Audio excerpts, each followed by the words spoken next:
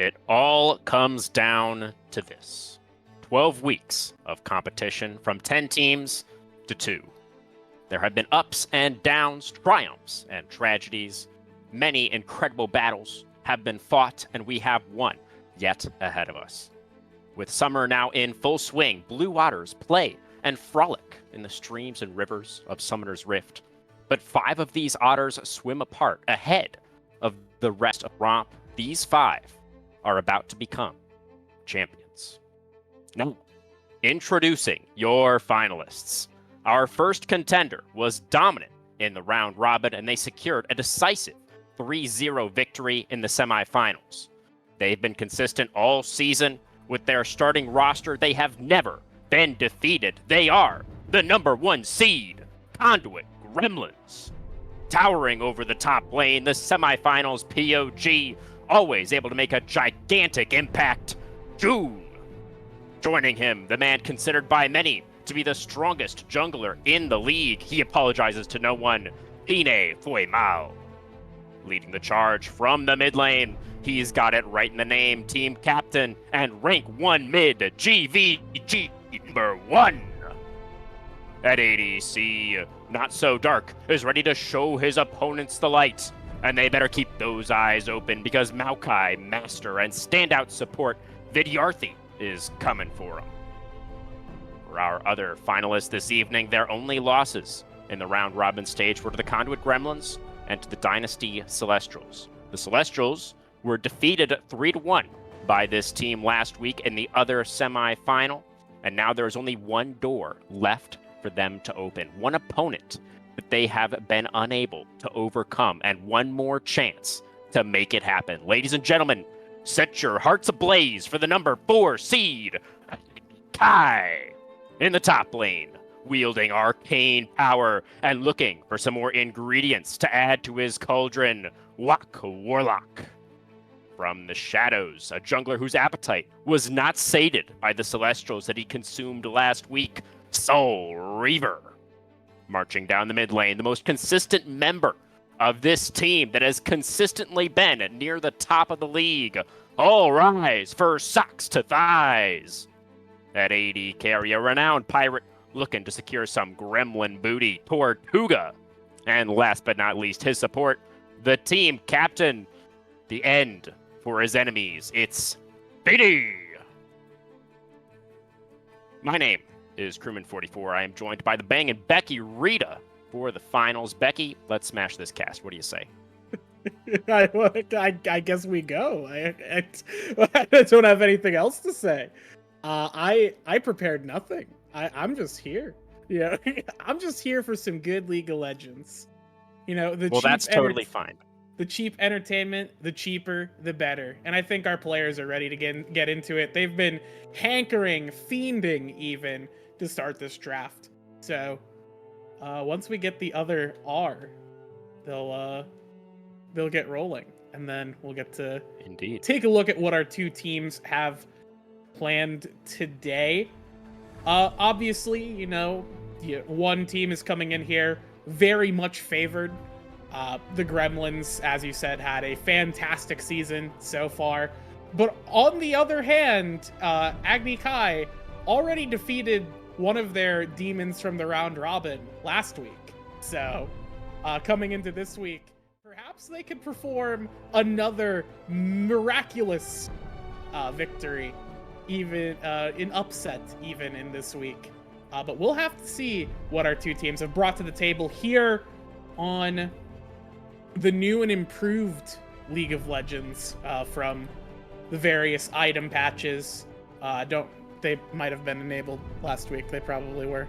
But they were. So still probably more familiar with some of these things. But let's see what kind of adaptations, what kind of strategies our teams are going to bring to the table here. Right now, it kind of just looks like they're taking it pretty slow. Thinking about what they want to do. It's a very serious game, so it makes sense. Of course. Yeah, it is very serious. It's going to be interesting to see what they do decide to pull out. For what it's worth, that matchup between Agni Kai and Dynasty last week, while on paper it is an upset, right? The number 4 seed taking down the number 2 seed.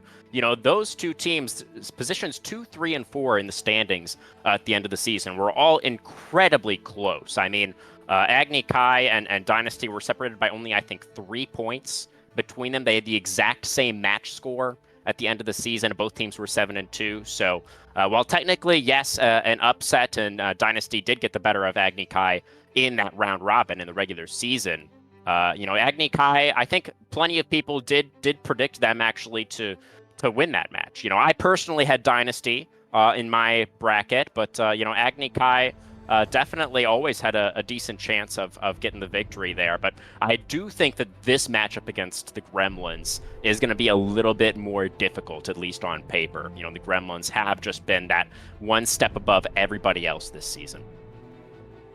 Yeah, and we have our first pick of the game, the Viego, locked in.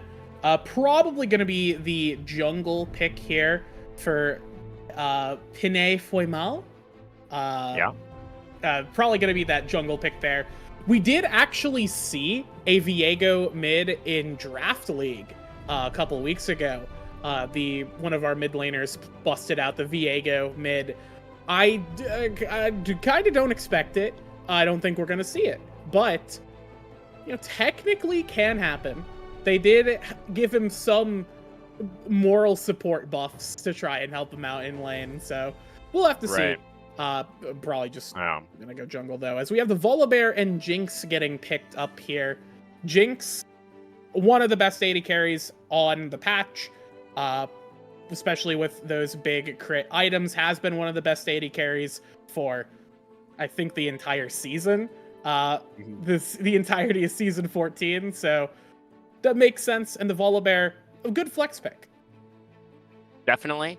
I do think Viego definitely going towards that jungle position. I mean, we saw Pinay pull out the Viego in that game number 3 last week against Big Duck Entourage, and got the first blood with the Viego, and the team was very comfortably able to snowball from there. So definitely a Pinay favorite on this Viego. The Jinx, you're quite right, a very, very powerful this whole season so far, but the Caitlyn coming through here in response has been incredibly powerful with those new items that you briefly mentioned just a bit ago, Becky. Caitlyn's just been tearing it up in solo queue. Yeah, and one of the cool things about Caitlyn is, especially because she makes use of the, the kind of collector adjustments that they made. She can then sort of spec into either going that full crit, which is what you'll probably see. But there have been some situations where you can spec a little bit more into lethality. It's unlikely. I don't think we're gonna see it tonight, and I don't think into this team comp already we want to pick lethality Caitlyn. But there are a little bit of some options that she has, but she definitely makes use of those big crit changes. As Crank will be picked as the lane partner for Caitlyn, a pretty straightforward pairing. They get hooked in, you place a trap down, and they get rooted, and you get your free full combo. It's a classic. While the Ahri, very safe blind mid pick. So it looks like Agni Kai is going to be saving something here. Their support, I suppose. Not going to pick up that response yet. Maybe holding on to it for some reason.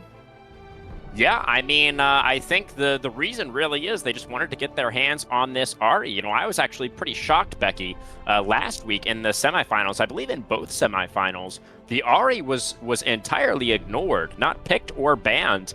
And it has been such a strong pick for so many of our mid laners over the course of the season. Socks to Thighs, definitely a notable example, somebody who has had a number of really, really strong performances on the Ahri. So I am very excited to see this locked in. It's a great pick for this player.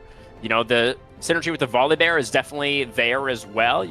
They can set up for one another, especially the Volibear. If he can manage to get in range to get off that stun, could obviously set up for the charm to follow it. So I think that can be really, really powerful. Through the second ban phase already, we got a couple of picks getting banned away from Walk Warlock and the Urgot and the Alawi. Of course, the Mordekaiser notably, and the Trundle as well, getting banned away in that first phase. The Gremlins know who the strongest player on Agni Kai is. They're really trying to focus him in the draft. But on the side of Agni Kai, they're banning away the Malphite and the Echo. We did see the Gremlins top laner, June, pull out the Malphite in Game 2 last week. And that was, let's just say that was quite a performance that June had. I see. We do have Set getting picked up as the top lane blind, unless they decide to send Volibear up there. Still, Volibear is in flux. This is Schrodinger's Volibear. It could be top lane, could be jungle. Until we look inside the box and see that it's going to be jungle, we could technically go top. For sure. I think the Leona as that R4 is honestly kind of strange, to me at least. We're hovering Zillion. We're thinking about picks. The Leona, I don't know why it's kind of just strange to me. Into Crank, I feel like if you're playing into Crank Caitlyn, you're not really gonna be attempting to engage, and you're also not gonna be able to really make use of Leona's good peel tools because Crank abducts you into another zip code. So it just kind of seems like a strange support pick. It's not bad. Leona's never bad. But I don't know. It seems kind of odd to me. But we do round out our comps with the Victor mid, the response into Ahri, and we have the Xin Zhao rounding out Agni Kai's comp, something that I know Soul Reaver has played quite a lot of in the past, from personal experience playing with Soul Reaver in the past. So I think that I'm interested. It's a very standard comp from... Actually, both of our teams here have drafted just good champions. Yeah, I definitely agree. These are pretty standard drafts, which I do like to see for game number 1, right? Where you kind of want to come in, and even if you are the underdog, like is the case with Agni Kai, you don't want to be pulling out all the stops too early in the series, right? Pull out something more standard for game number 1, see how you're stacking up on the day, see how things are looking. And then you can look to make some adjustments. If you do feel like you need to pull out some of these crazy picks, some of these cheese picks, then maybe you can look towards those later on in the series. So a more honest battle, I think, for game number 1 is what we have here. And there's a lot of comfort picks as well for a lot of these players on both sides, which is really cool. Yeah. Sometimes, it's fun to see wacky picks, and especially those pocket picks, which you might see come out later in the series as it gets down to the wire. But, sometimes it's also just good to see a stable, even game of League of Legends where you look at the two compositions and neither are particularly lopsided. I wouldn't say either comp has that much strength over the other in terms of, I guess, over across the whole game. I would say, obviously, Jinx is going to struggle quite a lot in lane because she already struggles in lane, and they're against Caitlyn, who is a lane bully physically as she shoots you, and then Blitzcrank, who is a lane bully psychologically. So she's going to have a lot of trouble getting going, but the rest of the map is a lot more even. I think, I don't know. I feel like these comps are so close to each other that it's really going to come down to who is the better team on the day. And I don't know. Who do you think? Oh, I mean, it's an interesting one. I'm actually tempted to go with Sox's Ari here in terms of who I'm favoring for this game number one. I mean, GVG is incredibly comfortable on the Victor as well, so I think it's going to be the mid and jungle together that will likely determine a large part of this game. If either mid jungle is able to find an advantage and utilize that advantage to take over the rest of the map, I think that's really where we could see this game get kind of blown open. But you're absolutely right that the compositions are very similar, and it really will just come down to how these teams are feeling today. Who's on form. I did have a couple of things here that I was thinking about pointing out. We do have some picks that are callbacks to the last time that these two teams met back in week number 7 was that previous meeting. But interestingly, the rules are kind of swapped around a little bit. So the Volibear for Walk Warlock was actually played by June in the game 3. It was 2-1. Conduit Gremlins won that matchup, that head-to-head in week number 7. June was on the Volibear, and Pine was on the Jinjiao in the game that the Gremlins won. So obviously those champions are now on the other side in this particular case.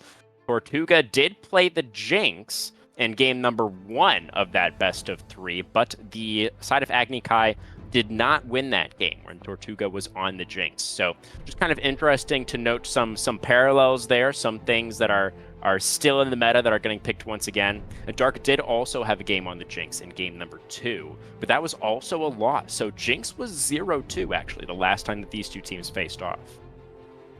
All right. I'm interested to see how this game cooks up then. So we'll have to let's see what happens out on the Rift. So we're going to go do a quick break. When we come back after the spectator delay, we'll be in on the Rift for game 1 of our series between Conduit Gremlins and Agni Kai. Stick around. Game 1 of our Plat League finals is coming at you after the break.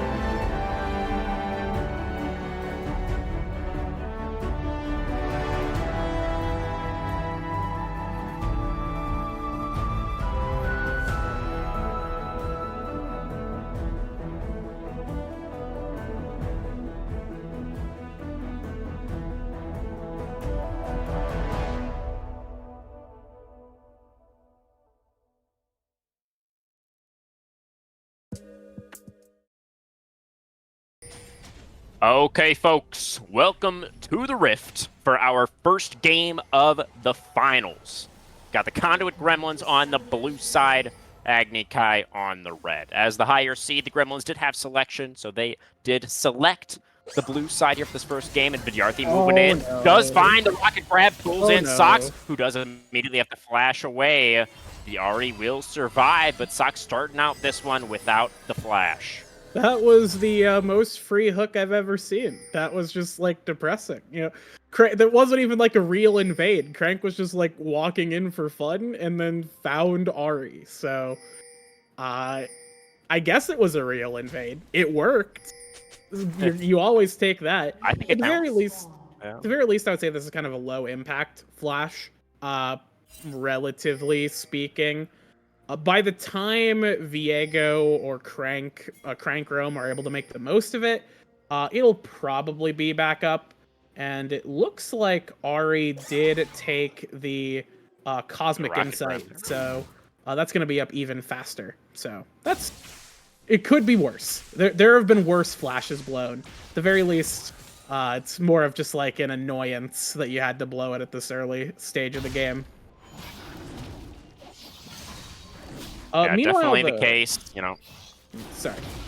Go ahead. Meanwhile, though, I was just kind of looking at these junglers. Both are starting on blue. Their top side. Excuse me. Both are starting on their top side, which kind of indicates, obviously, that they might be looking to prioritize mid or bot, or maybe Soul Reaver will look for something early in top lane. Volibear's early damage is very strong, so if Set steps up a little too far, they could think about punishing it with an early gank. I don't know if it'll present itself, but it's a possibility. Yeah, I mean, it's interesting, right? As the Set is also an extremely powerful early duelist, so that is a potentially volatile lane up towards the top side, but both junglers feeling the need to path down towards this bot lane instead, and there's a chance to make stuff happen down here as well with these supports. Blitzcrank and Leona both very capable of setting up for ganks in theory, so we'll have to see if these junglers are going to be clashing after the first clear. One other thing that I think might be a little bit important to mention at the outset of this first game is the fact that Mr. Walk Warlock is actually playing tonight's finals from Tokyo. Landed there just a few hours ago, so I guess found a PC cafe. I was under the impression they were probably going to have to find a substitute, but there he is, the Warlock himself, so really he's making it work. Yeah, from glorious Nihon, we have our top laner coming in. That's gotta be, the ping's gotta be terrible. By the way, I can't imagine it's good. It's I think it'd probably be based on from experience. I used to play with somebody from Australia. They had around like 200, so I would imagine it's maybe slightly better because that was before they moved servers. So. And they did other adjustments. I can't imagine it's a pleasant experience. But fortunately, you don't need ping to play Volibear. You just have to stat check them. Yeah. I imagine that was kind of the thought process when Warlock went for this particular champion. Going for a little bit of a 1v1 right now is mauling the Set a little bit, but June able to trade back pretty effectively. In comes Pine off the first clear, doubled back towards this top scuttle. Is not going to get the stun onto Warlock, though. Yeah, good sidestep from Warlock there. Dipping back into the minion wave once they realized the Viego stun was kind of inevitable. Managed to just avoid what could have been a very good punish from Pine. Really just good movement from all of our players here as we've gotten engaged. Here comes the Xin Zhao. Vidyarthi is going to be able to get to the other side of those Flame Chompers. Not going to have to flash on the Blitzcrank. Warlock going down pretty low now. The wave crashing for June. Wave's gonna crash in here, and this is a really not great state for the wave to be in. There was a flash in mid. There was a flash in the mid lane. Sky Splitter comes down though in the top lane. June goes down pretty low, but holding on to the Haymaker still. As Walk Warlock's in on the flash out of the way of that one. Pine is gonna go in for the dive, and the first blood is secured by the Gremlin jungler. a little sketchy, but did end up going out in their favor. Yeah, Walk Warlock was just kind of stuck under tower there, and there was really no way out. I think they played that about as well as they possibly could have in terms of avoiding as much damage as possible, but unfortunately, there was just enough health in the tank for both June and Pine that they were able to, juggle turret aggro effectively and secure that one there, and also blow the flash and TP. June still has flash, though. Pine ended up having to flash up there on the Volibear. Meanwhile, we didn't quite get that on the caster feed, but there was a flash blown in mid by Socks to Thighs. Very, an engage ends up going in their favor. They're able to get something here. We have a stunned up Reaver. Yeah, was able to steal away that Gromp, was Reaver, but in comes June now flashing forward. The Jinzhou isn't going to have enough damage. Pine is going down low, but Sek pulls back the Viego. Both junglers going to get taken down. Level 6 advantage for Warlock. June's going to be able to retreat underneath the turret. Charm lands onto GVG. The Victor now in trouble. The Gravity Well is going to get the stun onto the Volibear. Is that going to buy enough time for GVG to get away? The flash in. Finny arrives to lock down the enemy mid laner, and Agni Kai will tie up the kill count at 2 apiece. Yeah, the Ghost Gravity Well from beyond the despawn of the particle effect was a little funky, but ended up not mattering because Finny found a really good roam opportunity. It synced up with Tortuga's recall there, was just able to kind of arrive into the top lane and help secure that kill onto GVG, which is definitely very good for the side of Agni Kai, because it helps get Volibear here a lot of power if we do have a fight. Speaking of which, Volibear and Reaver going to find June once again. The set wasn't realizing that the Jinzhou was there, but it might not matter. Just dunks the bear, and now 2 levels up on the Jinzhou, waiting for those spells to come back off cooldown. The knockup comes through. Reaver just needs one more. June flashed away to buy a little bit more time. Set on the wrong side of town now, but does have those spells back up now. Surely the Haymaker can come out here, and Reaver is not going to be able to do it. It was close, but June takes him out in the 1v2. The rest of the team on the Dragon on the other side here. Viego going to get stunned up, though. Pine taken down. Tortuga excited, trying to run. The Chaos Storm not going to finish off the Jinx. Dark now in a 1v1 against Finny, who's going to have to back away from that Caitlyn. Sox is here as well, but low on mana is the Ahri, and ultimate on cooldown as well. It was a good attempt. They did take out the Viego, but control over the river remains with the Gremlins. Yeah, without Soul Reaver on the bot side of the map, even though they take out Pine, there's really just not a whole lot that they can do to secure the rest of that, especially because there was a pretty good Chaos Storm coming in from Victor to force out Tortuga. HP bars were just too low to really contest that. And part of that successful bot side play came from the fact that June was able to win 1v2 up on the top side. And honestly, very good stuff from June in terms of, biding their time, understanding how much damage they could take. They didn't back down from the challenge because, they kind of probably knew they were dead if they either got out of that alive or they died.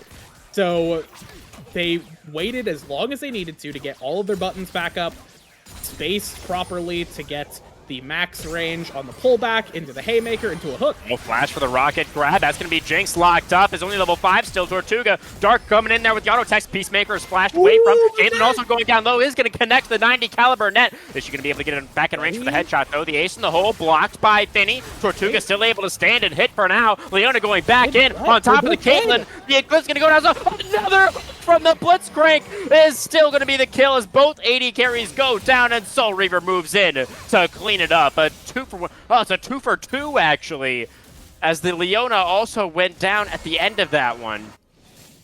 Yeah, 2 for 2 there. Gotta say, really great, kiting back from Not So Dark and Vidyarthi. We do have an engage. Flash again, the Spectral Maul connects, Socks to Thighs. Oh, it's not, barely able to get away, and the last turret shot comes through. Pine really thought he had the kill there with the ultimate, but Socks survives on a sliver of HP and makes Pine look a bit silly. Yeah, I like the Gravity Well drop on top of the dying Viego. It's like, this will shield you. It's the moral support Gravity Well. So we ended up getting engaged. The fight continues. Yeah. Tortuga still level 5 down here, trying to get underneath the turret. It looks like we'll be able to do so. Meanwhile, in the top lane, the Jinx is going to burn down actually to the Ignite as June was in a 1v2 situation, able to survive for a little while. There's fighting happening all over the place. The set will not be able to make the play happen this time around. Meanwhile, in the mid lane, it was Sox's turn to go for a turret dive, and GVG was able to survive and outplay with the flash. Yeah, GVG, good flash there to get as much space as they could against Sox to Thighs. No Spirit Rushes left available. It was all on auto attacks left from the Ahri. Best possible time to flash because really nothing left for her to do other than accept her fate. She was so deep under turret, there was no way out for her.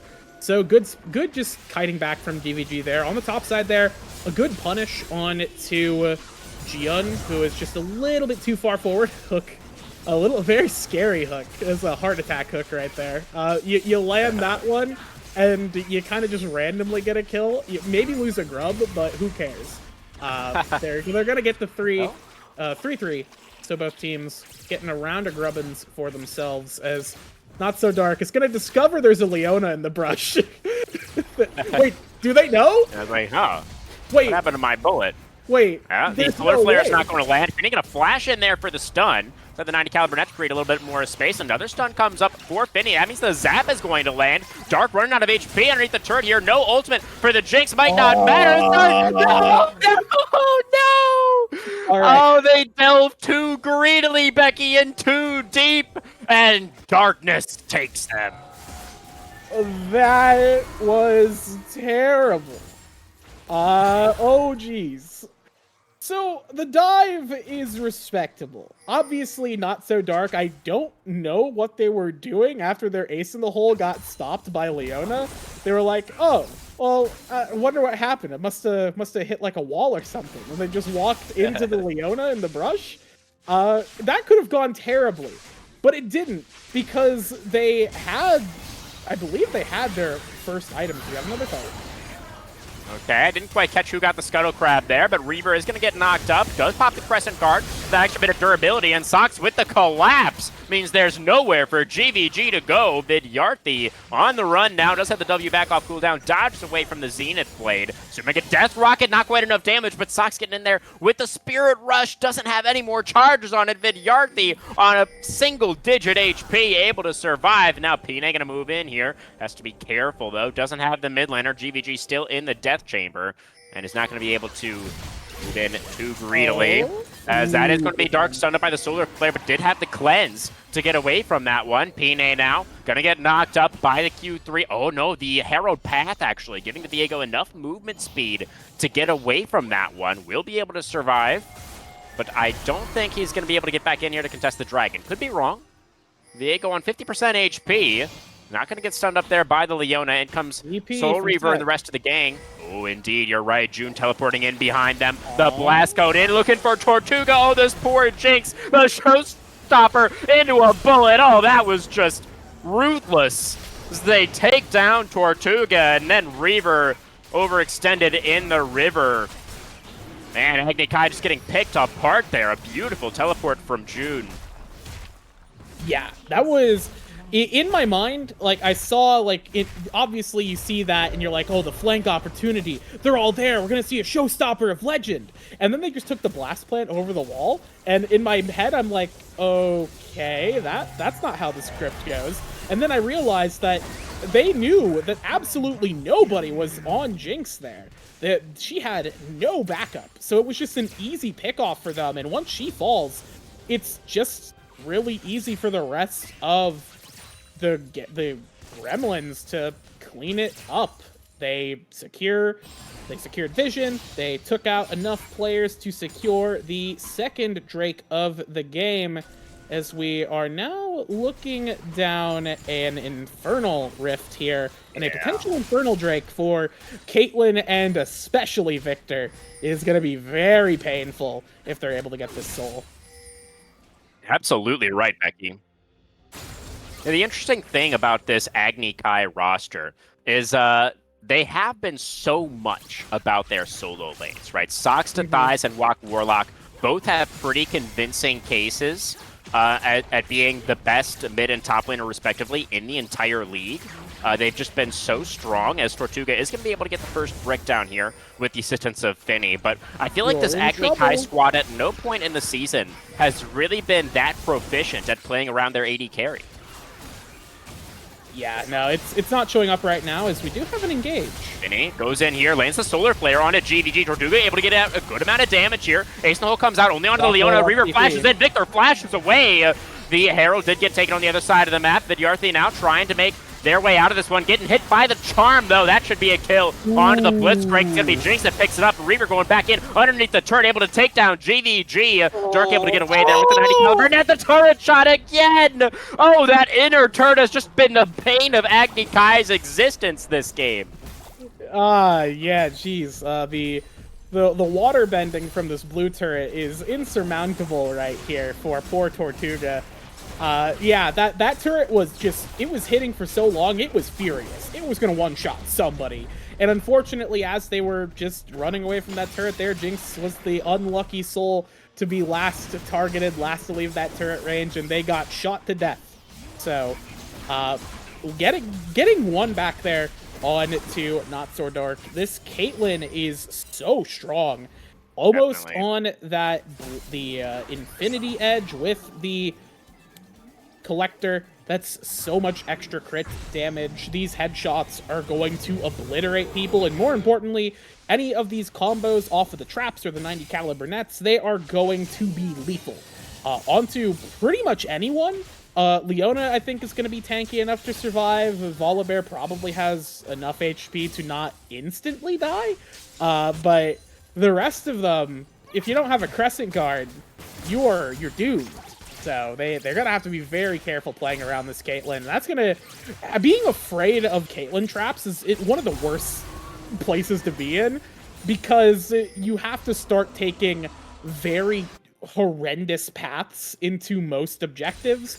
Granted, this is an Infernal Rift, so there's fewer of those choked up points, but there's, you know, still around dragons, still around some of these other big objectives, even just in randomly in the jungle. It's gonna be so hard to maneuver around Caitlyn. So we do have a shot going out there. Vid hanging in. Did IDC? Did my co-caster? Are they muted? Alright, I guess it's all me. Welcome once again. This is second time this has happened this week. So we do have a potential engage right here. Panay is going to be walking forward. Finny stepping back. We do have June maybe be finding Soul Reaver. Soul Reaver going to get that smite. Walk away there.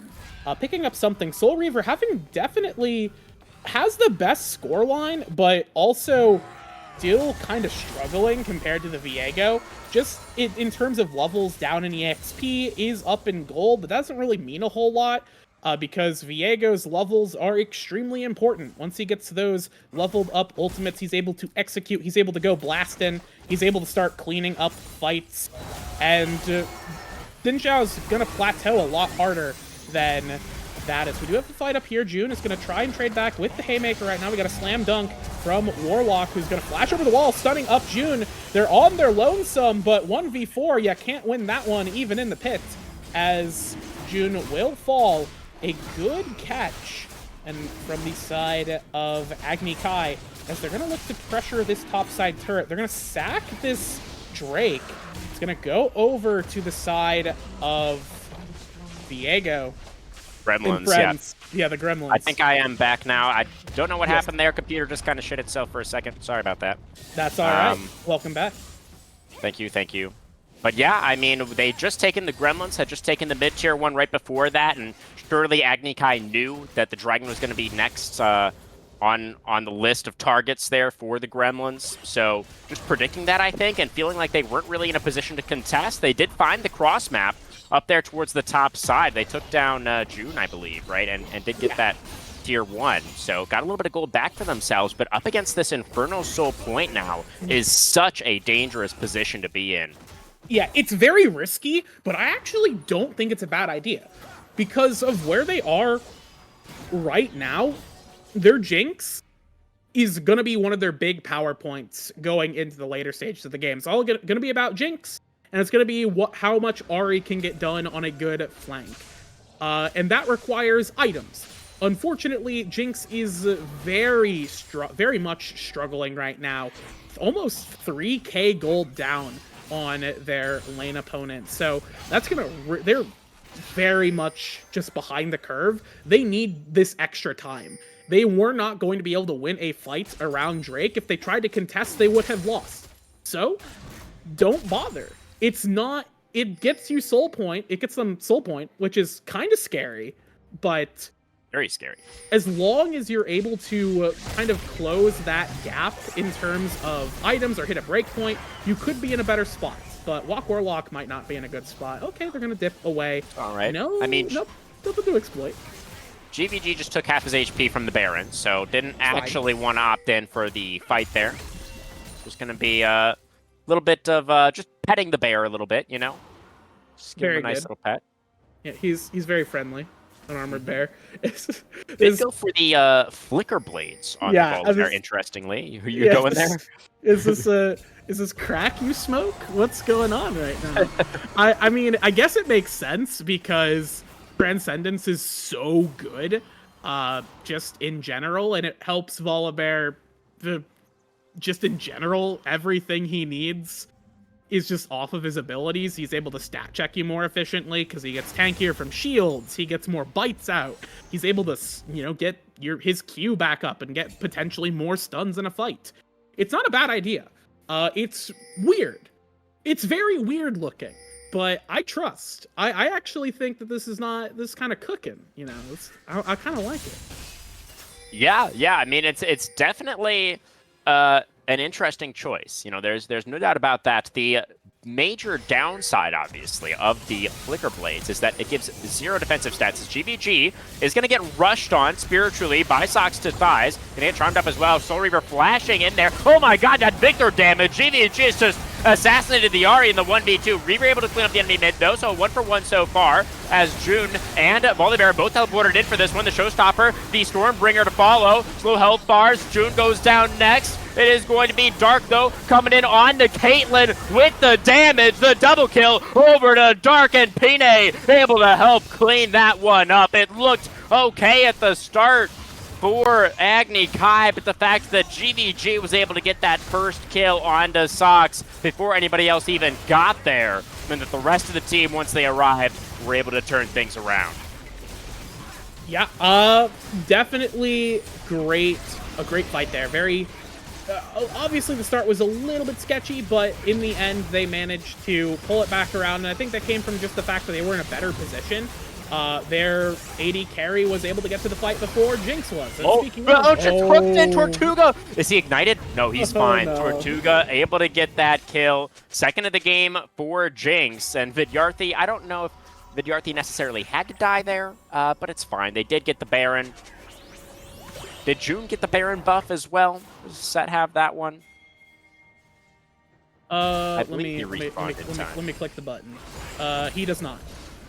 Not quite able to get that Baron buff onto Set, but still, they do have Baron on 3 for the Gremlins, and 20 seconds until their Infernal Soul is going to be available. You can see them clearing out this vision now, getting that control over the area, and for the side of Agni Kai, they have to stop this, but how? I don't know. At the very least, yeah, we do have an engage here. They're going to try and get something. An awkward blast cone there, and that is going to be Viego stunned in, tries to Heartbreaker over the wall, but not able to get away. I guess that's how you stop it, as June now is going to get charmed up. The Set still separated, does a bunch of damage with the Haymaker, but it's just not enough. Socks finds another kill. 5v3 on the map now for Agni Kai. It's going to be Warlock Stormbringer forward to try to take down GVG. Flashes in, gets the stun with the Victor. Oh my god, the flicker! Walk, takes blade, down baby. Oh, Victor in the 1v1. Dark, though, flashes in there, gets the net. The rocket grab connects, and Dark is going to be able to clean some Ghosting. people up here. Gets the double kill on the Caitlyn. The Dragon goes over. Zap does connect on to Dark. Reaver thinking about going in here. Is going to go for it, but I don't know if that was right. That was not the move, Mr. Reaver. Vidyarthi able to peel beautifully for Dark. And that is going to be 3 for 3 at the end of the day in terms of kills. Critically, that Dragon did get stolen away, and Agni Kai able to stall out a lot of this Baron buff as well. Dark still wants to try and get something done with it, though. Okay. We are going to fire the Ace of the Hole to so much damage. Caitlyn's really balanced right now, folks. Caitlyn's really good. Yeah. Not sure what she has, like 8 to 10 kills. Yeah, you know, once she has a lot of kills, she especially looks good. Jinx still has not been able to get over this second item hump. Been stuck on Boots 1. The Boots 1 Jinx is just like, it shows the kind of trench that Tortuga is in this game. I will say, we did see the power of the Flicker Blade there. That was very fun. The Caitlyn kind of just one-shot people in that fight, unfortunately. So by the time that she arrived with Vidyarthi there, you know, good. I think the idea was there from Soul Reaver and Tortuga to kind of like, okay, we're in a good position, we can collapse here. But then I think, like, you could see Tortuga, like, cautiously stepping up because they know if they walk into Caitlyn auto range, half their HP disappears like magic. So it's not pretty. And Soul Reaver was like, no, we got this, but they super did not. I think that was very over-aggressive, but they still got what they wanted out of that, which was slowing down the soul take and buying themselves more time. Jinx has now finished that second item. Volibear building towards what I presume is going to be a Frozen Heart. Yeah, Frozen Heart. I presume it's going to be a Frozen Heart. I don't think we're going to see Randuin's. I guess Randuin's probably not bad either. So there Kraken Slayer. Yeah. I was going to say Kraken Slayer doesn't give crit anymore, so your only value with the crit reduction would be into the Caitlyn, but still pretty valuable. Yeah, pretty valuable. But either way, you know, they are getting closer to these bigger item breakpoints. Even Blitzcrank now getting that Thornmail and Locket combo completed there. So, or not, Leona getting that combo completed. So they're finally getting some items under their belt. By the time this next Drake spawns, which is in about 2 minutes, hopefully, maybe Ari can get close to another item there. She is actually pretty close. She has 1,400 gold in pocket. A couple more waves, and she, I don't know, maybe not. But at the very least, we can get Caitlyn Boots 2, not Caitlyn, Jinx Boots 2. All right, that's the objective. Let's get Boots 2 on Jinx, so she's not as slow anymore. We do have to talk about the Caitlyn again, though, because you just mentioned, it is 2 items for the Jinx, but Caitlyn is way to her 4th. So, yeah, pretty tough. Definitely a phenomenal game for Dark, shown on the light, indeed, is the objective here, clearly. Yeah, the objective, that is the goal, is to get every item and kill your opponent instantly. Here's the thing. You know, you were talking about, you know, Volibear doesn't have any resistances, or didn't, because Navori doesn't give it. Here's the kicker. All right, it doesn't matter. Dead opponents can't deal damage. So if you just kill your opponent, then you don't have to worry about them. And that's definitely the Caitlyn philosophy here. Granted, Caitlyn also has very good supporting from the Blitzcrank, able to kind of just, you know, throw uppercuts and hooks to keep people at bay. Yeah, that's the Ace of the Hole. Tortuga walks up, gets shot in the forehead, and has to immediately recall. Very depressing, especially as this Drake is coming up in 7 seconds, and they're in no position to contest. Dark was just like, please go away. And Tortuga was like, yeah, all right, fair enough. I'll just get out of here. And that is going to be the Infernal Soul. So if you thought Caitlyn was doing a lot of damage before, man, you really haven't seen anything yet. Yeah, it's gonna hurt. She has over 400 AD right now. She's very, very dangerous. Her ace in the hole deals 1785. Oh my god. Before resistance. Wait, is that actually Jinx's entire health bar now? How much HP? Jinx has 1930 HP. It's almost so she'll have Jinx's entire health bar. Almost. It's very close, yeah. I guess, can Caitlyn's ultimate crit? I think, is that one of the changes they made? No, it deals additional damage based on crit, but it cannot crit. So, okay, Solar Flare's going to get the cleanse. Out from Dark. There's the ace in the hole. That's going to be 50% of the Sox HP. Spirit Rush is still available, though, for the Ares. Pine is a little bit of an awkward spot at the moment. Can get stunned up by the Leona. Finny, though, maybe the one getting collapsed on, does flash over the wall, but the flat follow for Pine gets that first kill. The reset begin. Reaver on the other side of things took, unfortunately, an auto attack from the Caitlyn there before getting out the Crescent Guard, and the rocket grab as well for good measure is going to pull the Jinx out directly onto the end of Caitlyn's rifle, and that is going to be 2 for 1. Both junglers did go down. Will the Gremlins still be bold enough to start the objective? It doesn't... Maybe they don't need to. Yeah, it doesn't look like they're really considering it right now. They want to get this wave in. Top wave's in a good spot. Once they get mid wave crashed in here, they can potentially look to peel back and start it. Pine will not be up before Soul Reaver. Good flash to dodge that there. I think they're just going to look to siege right now. They do have Caitlyn. They have so many good tools to siege here with the zoning as we had a fight. Warlock is in there, knocked up on the Blitzcrank. No, the showstopper from June takes the Volibear directly back into the team, right on top of Tortuga's head. That is going to be a bunch of kills coming through for the Gremlins. Reaver was back up just to find himself in the death chamber once again. And I think that should do it. No Baron necessary. All of these Agni Kai players lying on the ground, and the Gremlins in 32 minutes going to be able to take game number 1 of the finals. Very dominant performance here from the Gremlins here in game 1. It was the top side, I think, looked very decent for the side of, especially the solo lanes looked very good for the side of Agni Kai, as you talked about. That's one of their shining lights this season. But man, it is very, when you give Caitlyn too many double kills early in the game, she starts to one-shot you, and that's horrifying. So, great stuff from, I will say, it's great stuff in general from Gremlins. I think what I liked the most about watching their fights was the fact that they all, once they realized that the win condition was we play around Caitlyn, all of them adapted how they were fighting to best suit the Caitlyn, to best utilize that pick, give her as much space as possible.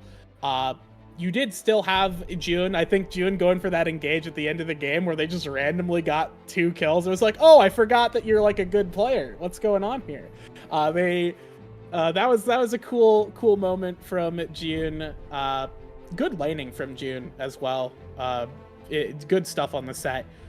But really the whole team, I think, came together very effectively to just control every fight so well and prevent the side of Agni Kai from getting close. Yeah, definitely the case, For the side of Agni Kai, you kind of understand what they were going for, right? Vidyarthi was being really active on the map early on, trying to go for these early roams on the Blitzcrank. So they really did want to try to punish Dark's Caitlyn. They wanted to try to get Tortuga into a good spot, but yeah, they just overstepped a little bit too far underneath the turrets down there, gave over some kills early on, and definitely down the stretch there, we saw that team fighting from the Gremlins really shine, like you're talking about, Becky, how they're able to play around Dark's extremely fed Caitlyn and just kind of push their way to a victory. It did feel very controlled for the side of the Gremlins. They had a really solid game plan, and they were able to execute it really nicely. I do think there's a pretty clear front runner. I always like to award a POG, Becky, after every game. If we were going to give out a POG to somebody on the Gremlins after this one, who do you think we would give it to? Honestly, I think you give it to Crank. Okay. I think Crank was insane this game. It's setting up Caitlyn, peeling for Caitlyn. That's my pick though. I'm biased. I was a support player, so. No, I like it. I think we can give it to Vidyarthi. There were a lot of really great hooks this game. Even if we take our minds all the way back to level 1, right? Able to get that flash out from Socks before the minions even spawned. I think Vidyarthi definitely did have a massive impact in this game. So good looks there from the bot lane, and the entire squad for the Gremlins really does look like they're firing on all cylinders tonight. And for Agni Kai, maybe it is time to get into the kitchen, cook up something a little bit spicier.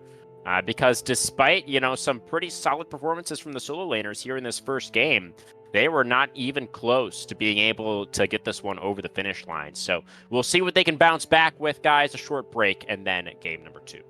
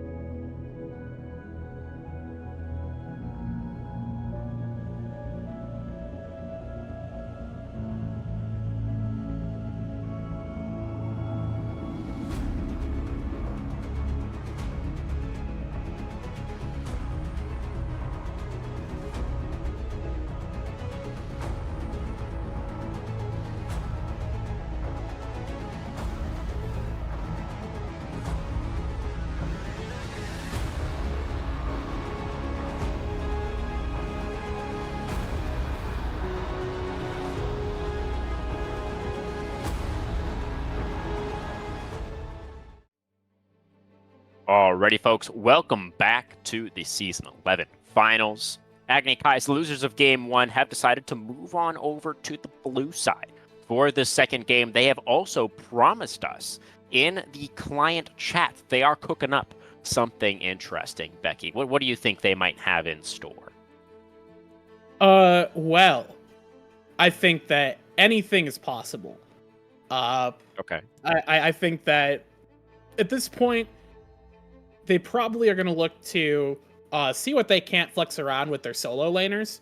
Try and get something really super hard carry, get them on like a confidence pick. Probably more socks to thighs because, Walk Warlock is currently a, 150 ping wizard. So the probably doesn't want to try and have to see into the future to play properly.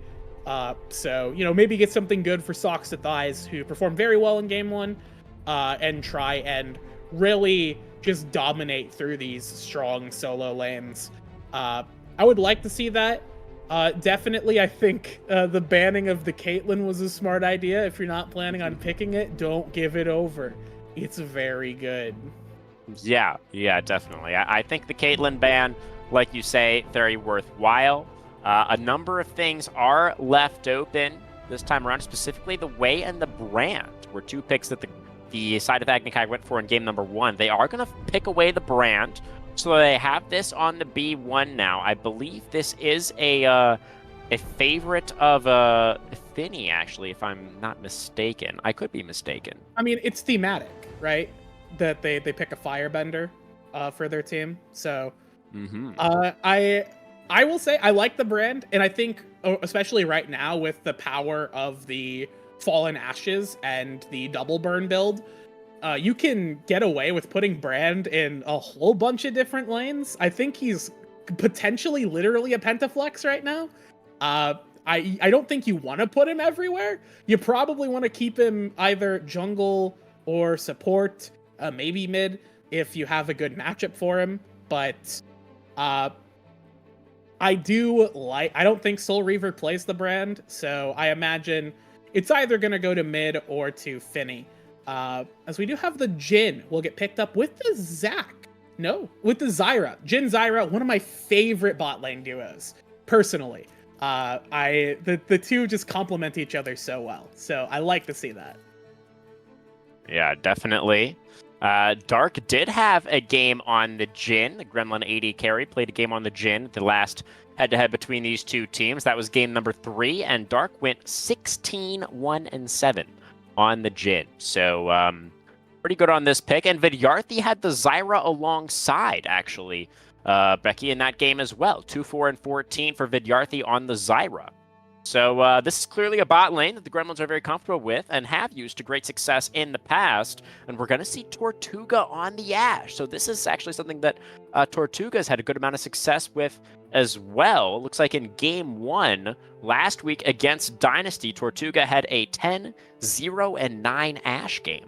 So a lot of comfort for both of these guys, and they have had really strong performances on these picks, as the Amumu getting locked in as well. Amumu and Brand kind of interchangeable there. I think one of them going jungle, one of them going support, but hard to say which is which. Yeah, definitely. That's not real. It's not real. He can't hurt me. Okay, it's fine. It's just trauma right there. I can tell. We do have Volibear picked up.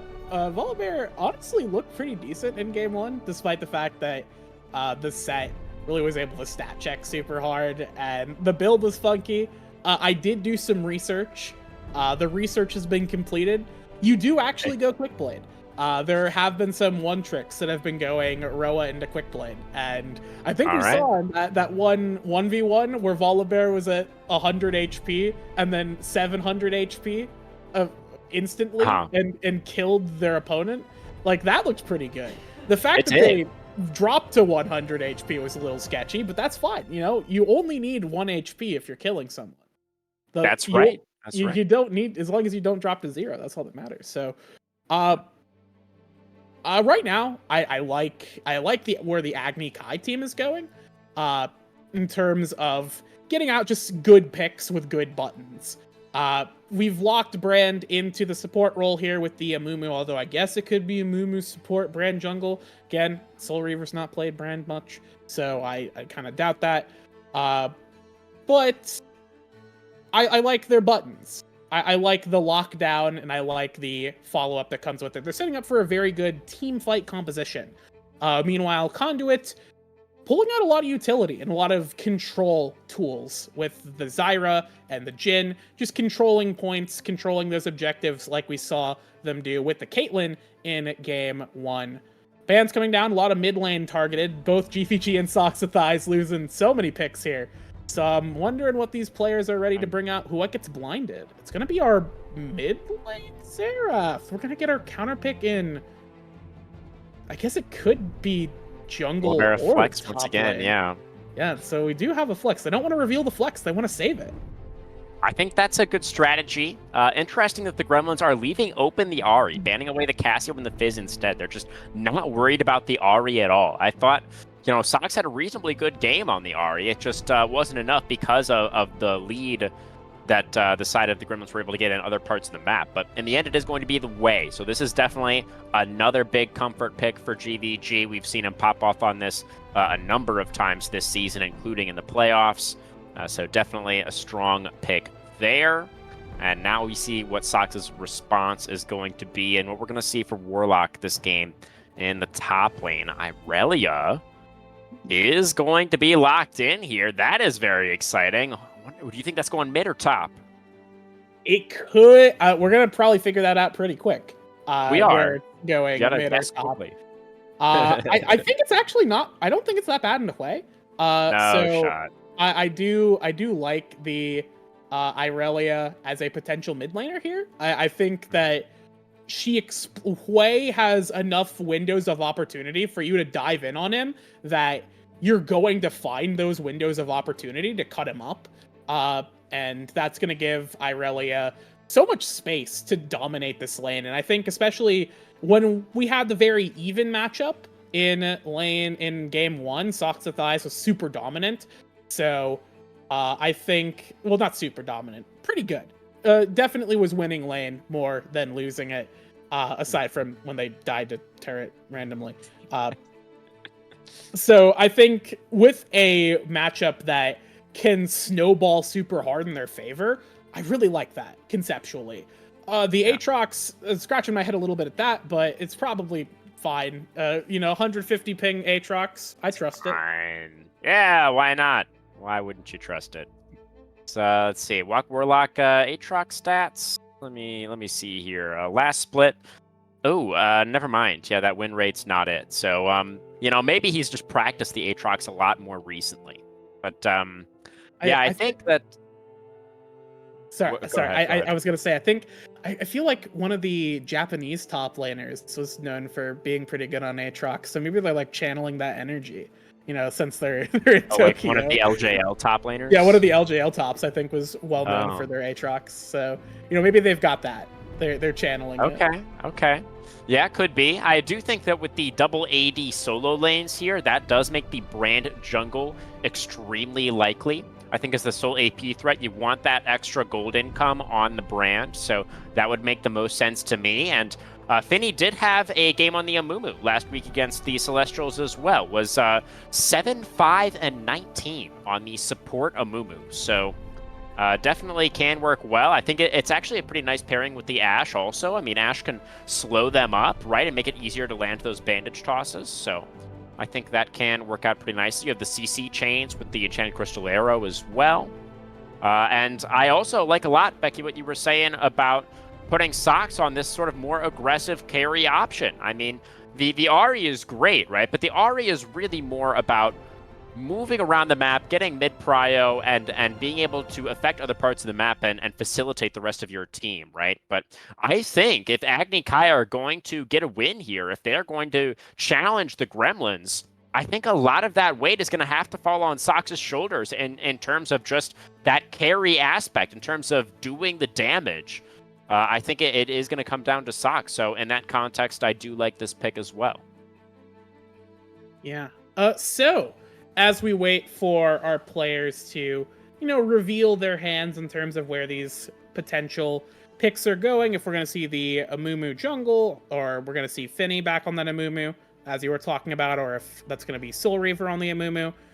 No, it looks like Soul Reaver's going to be on the brand. So I guess, he must have picked that up in the time since I played with him, which I guess was like a year or so ago. So, I guess you can learn new champions. Believe it or true. not. Despite the fact I've only played 2 champions for the past 2 years, you can learn new champions. It is possible. Wait, what are your champions? Udyr and Maokai. That's all you need. It's all you need. Just Udyr and Maokai. You just need 2 large men. That's all you need. So, There you go. which team do you, going back to this, which team do you prefer in this game? Who do you think's taking game 2? Oh, man. I mean, honestly, honestly, I think I do like the Agni Kai composition better. I like the Brand solo AP threat with the double AD solo lanes. I like the Ashimumu bot lane. I think this all makes sense. This all looks good to me. I'm a fan of this draft. But I do think that with the nameplates on and after, how we watch them be so clinical in that game number 1. I mean, the Gremlins, it's not like they didn't make any mistakes, but they clearly had a very clear game plan and they felt like they were in control over that game, even when they were losing fights. They weren't fights that were resulting in like them giving over objectives or like huge advantages, consequently as a result of losing those fights. It really does feel to me like the Gremlins are like I said at the end of game number 1, they're firing on all cylinders. They're looking pretty clean. I think with the nameplates, and I mean, I've just seen GVG's way do so much work as well in the past that it's just like it's hard to bet against them right now, despite the fact that I actually like Agni Kai's draft a little bit better. Yeah, I would feel the same way. I think what's really selling it for me is I think that bot lane is just like turbo unwinnable for a Mumu, like at least until level 6. You're just suffering the entire time, and it's very similar to, like if you had a Taric down there. I watched somebody pick Taric into Zyra the other day, and it was depressing. It's just you're a sitting duck in lane getting pounded by every piece of poke from those plants, and you don't have the sustain to heal back up. So you just suffer. I don't like that. I like the other pieces of Agni Kai's comp, and I think this Irelia is a really good call out, and I'm interested to see how it'll do into the play. But like you, I think Conduit's got the heat right now. So we'll see, though, if Agni Kai can firebend their way back into the game, turn some of that heat back on Conduit, or if Conduit's going to bring us to a match point. We're going to go to a quick break. When we come back, we'll be in for game 2. Stick around. It's going to be a real barn burner. And we'll see.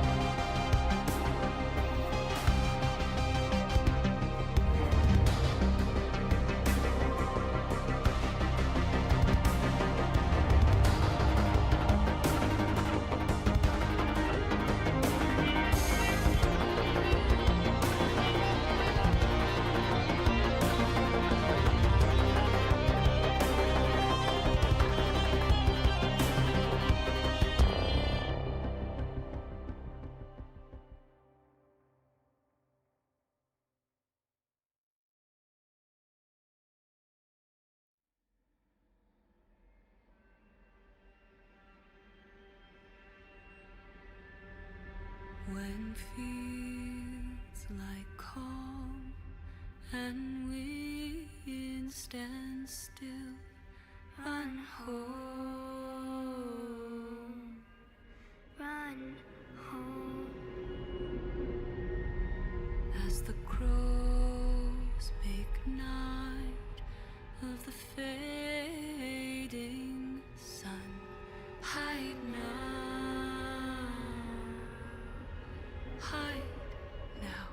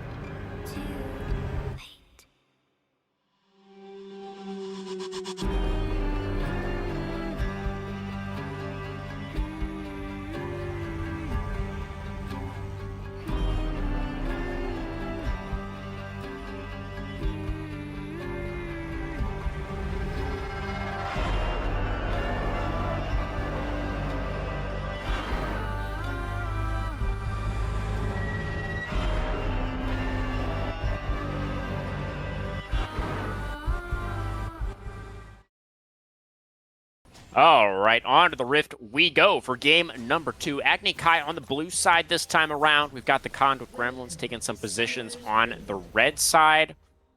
And looks like not going to be too much at the level 1 mark here. Just some comfortable 5 points from either side. Any runes or summoner spells that you feel like are noteworthy, Becky? Not particularly. Looking around, we do have the press the attack on Volibear, pretty standard in terms of early game skirmishing. We have the Dark Harvest on brand, so have to keep an eye on that. Sometimes you see First Strike on brand, but that's more for lane when you can reliably proc it. I think the Dark Harvest is probably fine for jungle.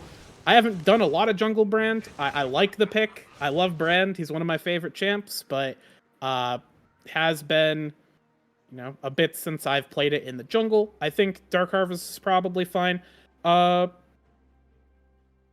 Otherwise, yeah, pretty standard across the board. Nothing too ambitious yet. We do have the cleanse on Not So Dark, so we'll have to keep an eye on that. It's a good tool to keep themselves safe. There's a lot of hard CC. Yeah, for sure. I think a lot of value with that cleanse into the Amumu Ash lane. I talked a little bit about the potential for stacking the crowd control, right, with this duo. Sox just trying to play aggressively off the mid wave to start things off. But yeah, I have been actually playing a decent amount of the brand jungle. It's a very, very strong right now because of that double burn build that you mentioned. And just honestly, a lot of the... Oh, Finny! The bandage toss into the flash is going to find the stun now. Vidyarthi is ignited as well, but the damage back on Tortuga, the fourth shot ready for Dark. The Ash going down so low. Finny still pretty far forward here, is going to be able to retreat. And you have to say that Gremlin bot lane is going to be pretty happy with that trade. They've got Tortuga chunked down so low, and the Jins are able to take over to that level 2 first as well. Maybe Finny trying to make something happen before that level 2 went over, but can't see that they won out in that trade. Yeah, that was... The start there was a little funky. The flash into nothing. It was a true combo, as it turns out, because Amumu does have the multiple charges of the Q. They were able to just kind of walk up, get on top of the Zyra. But there just wasn't the follow-up damage. We do have an engage. Another bandage toss is going to get out the cleanse. Deadly Flourish connects, though. The other bandage toss to get back towards the main wave. Finny creates enough space there to get away from those Jin auto attacks. Yeah, the plants punish so hard there. Tortuga just got caught by a couple of those vine spitters, and there was nothing else they could do. They're going to get dove to hell right man. Here. Oh, the Amumu heroically blocks the Jin W. Oh, nobody took aggro yet, though. As the Amumu, Finny tried to outplay it there, but when he went for the bandage toss, nobody had the turret aggro on the side of the Gremlin, so they're able to execute the dive cleanly, and the kill credit goes exactly where they want it, over to Darks to Jin. Ooh, okay. Sorry, I'll talk about that in this. I just want to say the interaction there with the Irelia damage reduction onto the full combo from play. I was like, oh wow, that's actually really good. I didn't think about that, but man, it actually really denies Hui a lot of power in lane. So that's cool. But back to bot lane. It's not good. Not good to start here for Agni Kai. Fortunately, Finny was able to take that Deadly Flourish to stop the worst case scenario. They do still end up dropping a really good dive there from Penny and friends. Really just spacing properly around turret aggro, around the turret range, making sure that only one person needed to get hit, and dipped out of that very securely. Really not a whole lot else to say. They set that up very well off of the early engages that went sideways, and as expected, Amumu is suffering down here in the bot lane. He's on the struggle bus. Not So Dark got that first blood and did finish boots too. Swifties in pocket. Oh yeah, this is something that, of course, Jin players do like to go for, as that bandage toss is going to get blocked by a plant. June is going down very, very low, and this conflict flashing into Q3. Warlock almost had enough damage there for the solo bolo. Not quite, though. And June does still have the teleport to get back to lane. Actually, the Cassante hanging around still, going through a potion right now. Walk gonna go in for the World Ender, does pick up the turn aggro, and June stuns him underneath there, dashes away from the 2-3, and Payday was here the whole time, comes in and finishes off the Dark, and Walk Warlock thought that he had his moment, but it was the Gremlins who had him right where they wanted him. Yeah, I know we're not supposed to identify that the chat is here. My favorite part was seeing the message, "This is where Warlock has fun," right before Warlock died to death. Very amusing stuff. But no, Maybe Penny he was just just likes dying. Yeah, Penny was just in a great spot there to bail out Walk Warlock. And also really good stuff from June to use the Unstoppable, avoid as much of that damage as possible. Good stuff from Socks there. A good avoid. But yeah, June was able to buy as much time as possible, wait out that World Ender damage, dodge as much as they needed to, and unfortunately Walk Warlock was just too far forward, and Pinay was in the right place at the right time to turn that around. So Walk Warlock does drop there. But around the rest of the map, right now Brand farming up very nicely. Has a decent CS lead over Pinay. Gonna be getting these Grubbins on top side as the Drake will drop to Pinay. That's gonna be first Mountain for them. So Mountain Soul not in the cards, and we've got a Chemtech Soul as our Chemtech Drake is our second one, so that's not a Chemtech Soul this game. Very cool. Irelia now completed the Vamp Scepter, basically full build, so that's exciting. For sure. As we're gonna have to keep an eye on how this Irelia keeps going. I've liked it so far in lane. Reaver towards this top lane. It's June in a 1v2 at the moment. Oh, the Seer is going to go wide there. The Cassante takes the Brand underneath the turret. The Pyroclasm is not enough damage from June as Reaver is able to flash away. Oh, the Severing Bolt! GVG roams up, finishes off the enemy jungler, makes it a 1-for-1. Reaver just throwing abilities out randomly. That's the Brand special. You walk in, you click your one button that you can rely on, and then you just whiff Pillar of Flame, whiff Seer. Despair connects there for GVG. Walk Warlock does find the Q1 for a little bit of CC. The combat damage. Is there going to be another Severing Bolt coming down from the sky? He flashes for the Grasping Maw, and the damage is enough. Oh, he must be running Scorch, though. GVG finds the play. In comes Socks to Thighs. Yeah, really wants to make this happen. Flashes in for the Vanguard's edge, but June is there to defend the mid laner. Socks can't get it done. Socks taken down. Cassante on the board. 5-1 for the Gremlins. So many close calls, man. It's heartbreaking for Agni Kai. So many of these plays are on a knife's edge, but it's the Gremlins who are taking that knife and stabbing Agni Kai with it. Yeah, oh my goodness. Yeah, Gremlins are playing so well around each other in the top side. They are just understanding that a lot of this pressure right now, because bot lane is so toast, they know that all this pressure is going to be pumped into trying to get Walk Warlock ahead or trying to get Socks to Thighs ahead. So much of this pressure is on the top side. And Pinay and GVG are just responding extremely well. These kills are close, but it doesn't matter because the team is all there. You don't need to be the better player if you have the better team with you. This is a team game, after all. As the Hui there, walking up, great roam there with the Searing Bolt at the start there. Just good stuff from Gremlins, exploiting all of these mistakes and over-aggression from the side of Agni Kai. Yeah. We do see Pinay now with the bandage across the bot lane. Sets up for the Crystal Arrow. There's that CC chain and no cleanse available for Vidyarthi. Dark now is able to get back underneath the turret after the Sire's already been taken down. In comes Pinay now with the Stormbringer. Try to turn this one around. Curtain now going to be called. The first bolt will miss, but the second, the third, the fourth reigns through a double kill for Dark as Pine once again makes the difference. Oh, that was like the best possible scenario for Tortuga and Finny. They got the CC combo they wanted. They got the Enchanted Crystal Arrow and the Curse of the Sad Mummy. They forced Vidyarthi. They killed Vidyarthi, forced Not So Dark back. But unfortunately, there are, again, other players in the game. Pine was around there at the right time.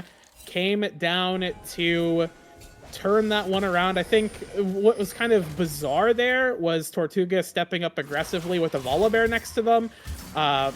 Maybe they thought they were dead, but then they didn't commit to it at all, and then they just end up getting shot by the curtain call anyway, so none of it matters. Unfortunately, Not So Dark in another great position this game. I guess, unfortunately, if you're Agni Kai, as we do have some burn. Up by the Flawless Duet as Finny has roamed over as well on the Amumu. The Volibear getting burned down, gets a little bit of his shield, does eventually fall. The Spiraling Despair, though, is going to take out Sox and Thighs on the return end, but it's going to be Walk Warlock, the first top laner to arrive, takes down the Zyra. The damage coming through now onto GVG's full brand combo into the Aatrox damage. That's going to be another kill, but now June comes in, able to finish off the enemy support, so that's going to be a 2 for 2 for now. The All-Out brings the Cassante underneath the turret, and that shot will come through. Soul Reaver gets the kill credit 3 now for the brand, as Jin is just going to take an natural bit to the face in the bot lane. That's going to be a solo kill for Tortuga. And Agni Kai are on to the Grubs. They're going to secure all 6 Grubs, it looks like, this game, Becky. Yeah, Pine is there. Does have the Blast Plant. We've got the last go in to try to steal one away. Both junglers with the smite, I think. It is going to be the Volibear that gets it. Maybe just a second off cooldown for Soul Reaver. And now Stormbringer in. The Zyra has come back as well. The knockup comes through. The shutdown onto the brand. It goes over to GVG. June even teleporting in there for good measure. And they are able to get something back off the end of that play. The second dragon is currently alive right now as well, with Soul Reaver in the Death Chamber for 10 seconds. They get the lockdown onto Socks to Thighs. Yeah, Aurelia's forced to go in. Doesn't even have the Vanguard's Edge. It's on cooldown right now. And GVG is going to be able to pick up their 4th kill credit, and that should give them the control to take their second dragon. Yeah, second Drake will almost certainly be picked up. Soul Reaver limping back out onto the map, not able to get there soon enough, although they haven't quite started it yet, but no pressure around. Socks to Thighs not alive. Everybody's down there. Everybody's in a great position for the side of the Gremlins, so it's just going to be an easy Drake take here as we have another Infernal Rift. Two Infernal Rifts tonight. Very interesting stuff. I guess everybody wants to burn to the ground. That is the name of the season, you know, with the double burn that everybody has right now. Speaking of, Soul Reaver getting closer to that double burn power point. GVG has picked up the Blackfire Torch, so I imagine they're going to go for that double burn. Zyra also has Fallen Ashes, get more burn. Bobby Cinder. We have Bobby Cinder. That's more burn. Everyone's on fire. I didn't know that everybody in this game was part of the Lit Club. I thought that was just Soul Reaver who was. That's a joke that one person will get aside from me.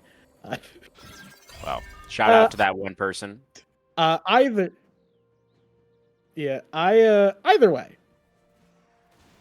I do like where Gremlins are right now. They have all of their gold where it needs to be. They have it in the pockets of GVG and Not So Dark. June is in a good spot. Pine is in a good spot.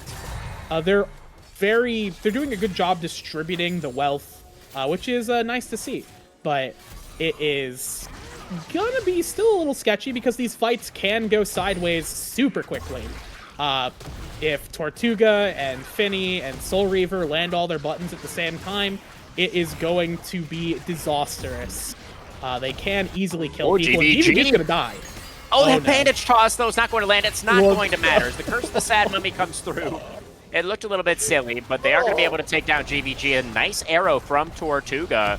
And now the rest of Agni Kai is going to be able to move over and push the Gremlins off the Rift Herald. Oh, flashing over the wall. Finny finding the lockdown onto June, but the Cassandra going to be able to go all out onto the Amumu.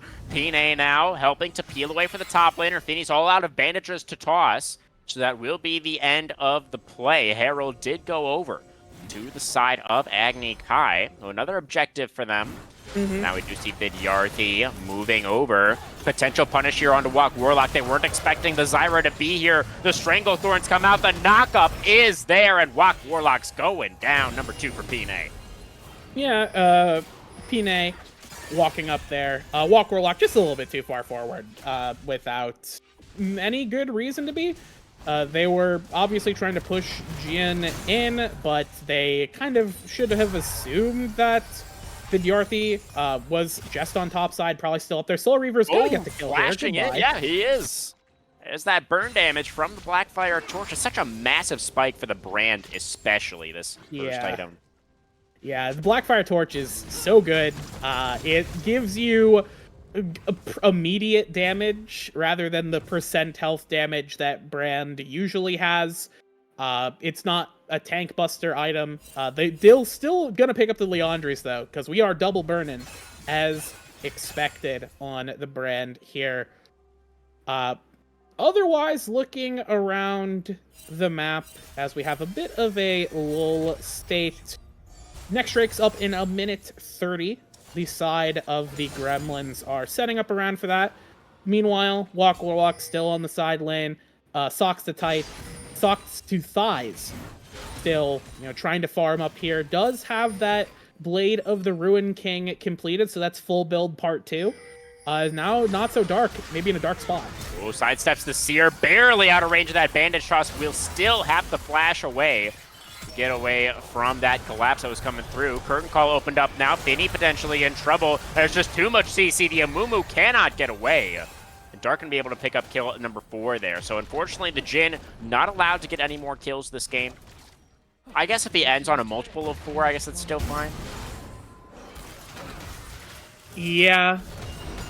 Like it's 44. It's the new objective, as Owls has informed us. So. Looking around, yeah, that was a good pick there, as we do have a 1v1. Do we? It's Cassante. No. Yeah, Cassante he does not care. He really just doesn't care, man. This champ's awesome. Shelly in the bot lane is going to get that charge into the tier 1. As the Spiraling Despair is going to connect onto Tortuga. The Severing Behold, oh, GBG from long range assassinates the enemy carry. Now Socks and Thighs, not gonna get knocked out by the Stranglethorn. Goes back in, the Vanguard then takes one with him. And actually, Amumu able to get in there and finish off GVG as well. So that is going to be a fight win for Agni Kai towards the bot lane. 3 for 2, despite the fact that it started out pretty disastrously. Trying to sidestep is not so dark. 4th shot going into a blast cone there is not quite it. Does get away from the Pillar of Flame, though. The brand damage is going to be enough. Oh my god, he's still alive. Dark is still alive. He gets away from another pillar. The 4th shot comes out. The grenade from Dark is going to finish off Finny. And that is going to tie things up, I guess, a 3 for 3, the extended fight down there. First Infernal Dragon is alive. It's only Brand. I don't think Reaver can take it quick enough. Isn't even going to try. And that is going to give time for... Oh, Crystal Arrow connects in the top lane. Can Walk Warlock capitalize on this? Cassante not allowed to capitalize. He spells slash Q3. Okay, Walk Warlock picks up his second. All right, Tortuga, good enchanted Crystal Arrow. Good fun. Honestly, it looked like Walk Warlock was kind of surprised. It landed. Like, oh wait, I can kill this guy. Remember, he's got 200 ping, so that was. That is true. Didn't see the arrow hit until it's all right. We excuse that. We take those. We don't take is our entire team dying. Oh dear. Which is just what happened. Vidyarthi is also going to die. But yeah, man, this is GVG way. I saw this happen last week as well. Yeah, Hwei, when given the ability to just free fire and utilize all of the tools in his kit, it's just so hard to deal with. And especially, he's so good into, choke points and playing control with the rest of these zoning tools that from the Jin and the Zyra, because he gets so much power from knowing where the enemy is going to walk, because it allows him to land his slow or land a Severing Bolt or land his ultimate, which guarantees a Severing Bolt, right? Yep. So the fact that his team is able to help him control these choke points just gives him so much extra power. And unfortunately, there isn't a whole lot of siege ability from the side, so siege into those choke points from the side of Agni Kai. They have some long-range dive with the Amumu. If he lands a long-range bandage toss, he can go in. But nobody really wants to follow him into a choke point because everybody dies. And Socks to Thigh is not going to die. But definitely, I'm sweating a little bit looking at this. Although I'm pretty sure Hui also can instantly die here if he's not careful. That's true. Socks to Thighs does have the ultimate backup and available, and has the completed Blade of the Ruined King. So that's obviously just gravy on top of the Vamp Scepter, as Walk Warlock is going to get stunned up here. Gets pulled back by the Cassante, and they do have enough damage. Finny was here, but it was the side of the Gremlins that brought more members to this particular party. They're going to absolutely destroy their opponents in that fight. Now Socks to Thighs feeling the pressure, has to make something happen. Doesn't find the flawless duet though. The Spider's Spear comes out. JVG can't get back underneath the turret. Socks to Thighs with a solo kill. Finny was here and Finny was gone. But good stuff, Socks to Thighs, to get that kill in the bot side there. Solo kill. As kind of I thought, Hui can just die to death there. To the Irelia if they're not careful. But topside, we saw another example of just how well the Gremlins are playing as a team. They know where they need to be as a full unit. They know how to respond to these things. We haven't engaged. Oh, in comes the Aatrox, trying to get on top of Dark. They connect the Infernal Chains there, but Jin with enough movement speed, those boots of swiftness get him to safety, and it's going to be the Irelia who goes down first. Jude going back in, finds Q3, knockback, the fourth shot from Dark, takes out the enemy top laner. And now Finny on the run, gonna get stunned up by Pine here. Cannot get away, is able to take June down with them. Now Tortuga trying to stand and fight over here on the other side of things. Dark trying to get away now from this brand damage. It's Pine who gets in there for the stun, and the plant damage is what finishes off Soul Reaver. Although the brand does take down the Jin somehow. I didn't see what hit Dark there, but one of those spells must have connected. And that's going to mean that a turn back towards the Baron, not in the cards right now for the Gremlins. Enough of the Gremlins were taken out so that they wouldn't be able to take that Baron, which is definitely good. Soul Reaver, the brand, looking very strong this game. Honestly, like, the central point of this Agni Kai team is, coincidentally, the brand. This is the player they really need to focus and play around.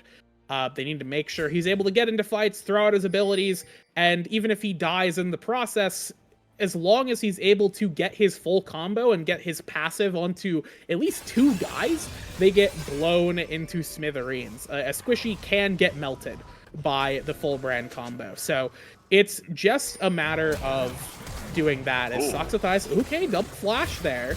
Yeah, it's a fine trade, I think, for the side of the Gremlins. They're going to be happy to trade Zyra Flash for Irelia Flash, I think, every single time. And they are now set up in this South River. Look at all of those control wards for the Gremlins, looking to secure their second Infernal Soul in a row. Actually, did they get it last game? I guess the game might have ended before they got it. Or no, they did get it, right? Yeah, they did get Soul.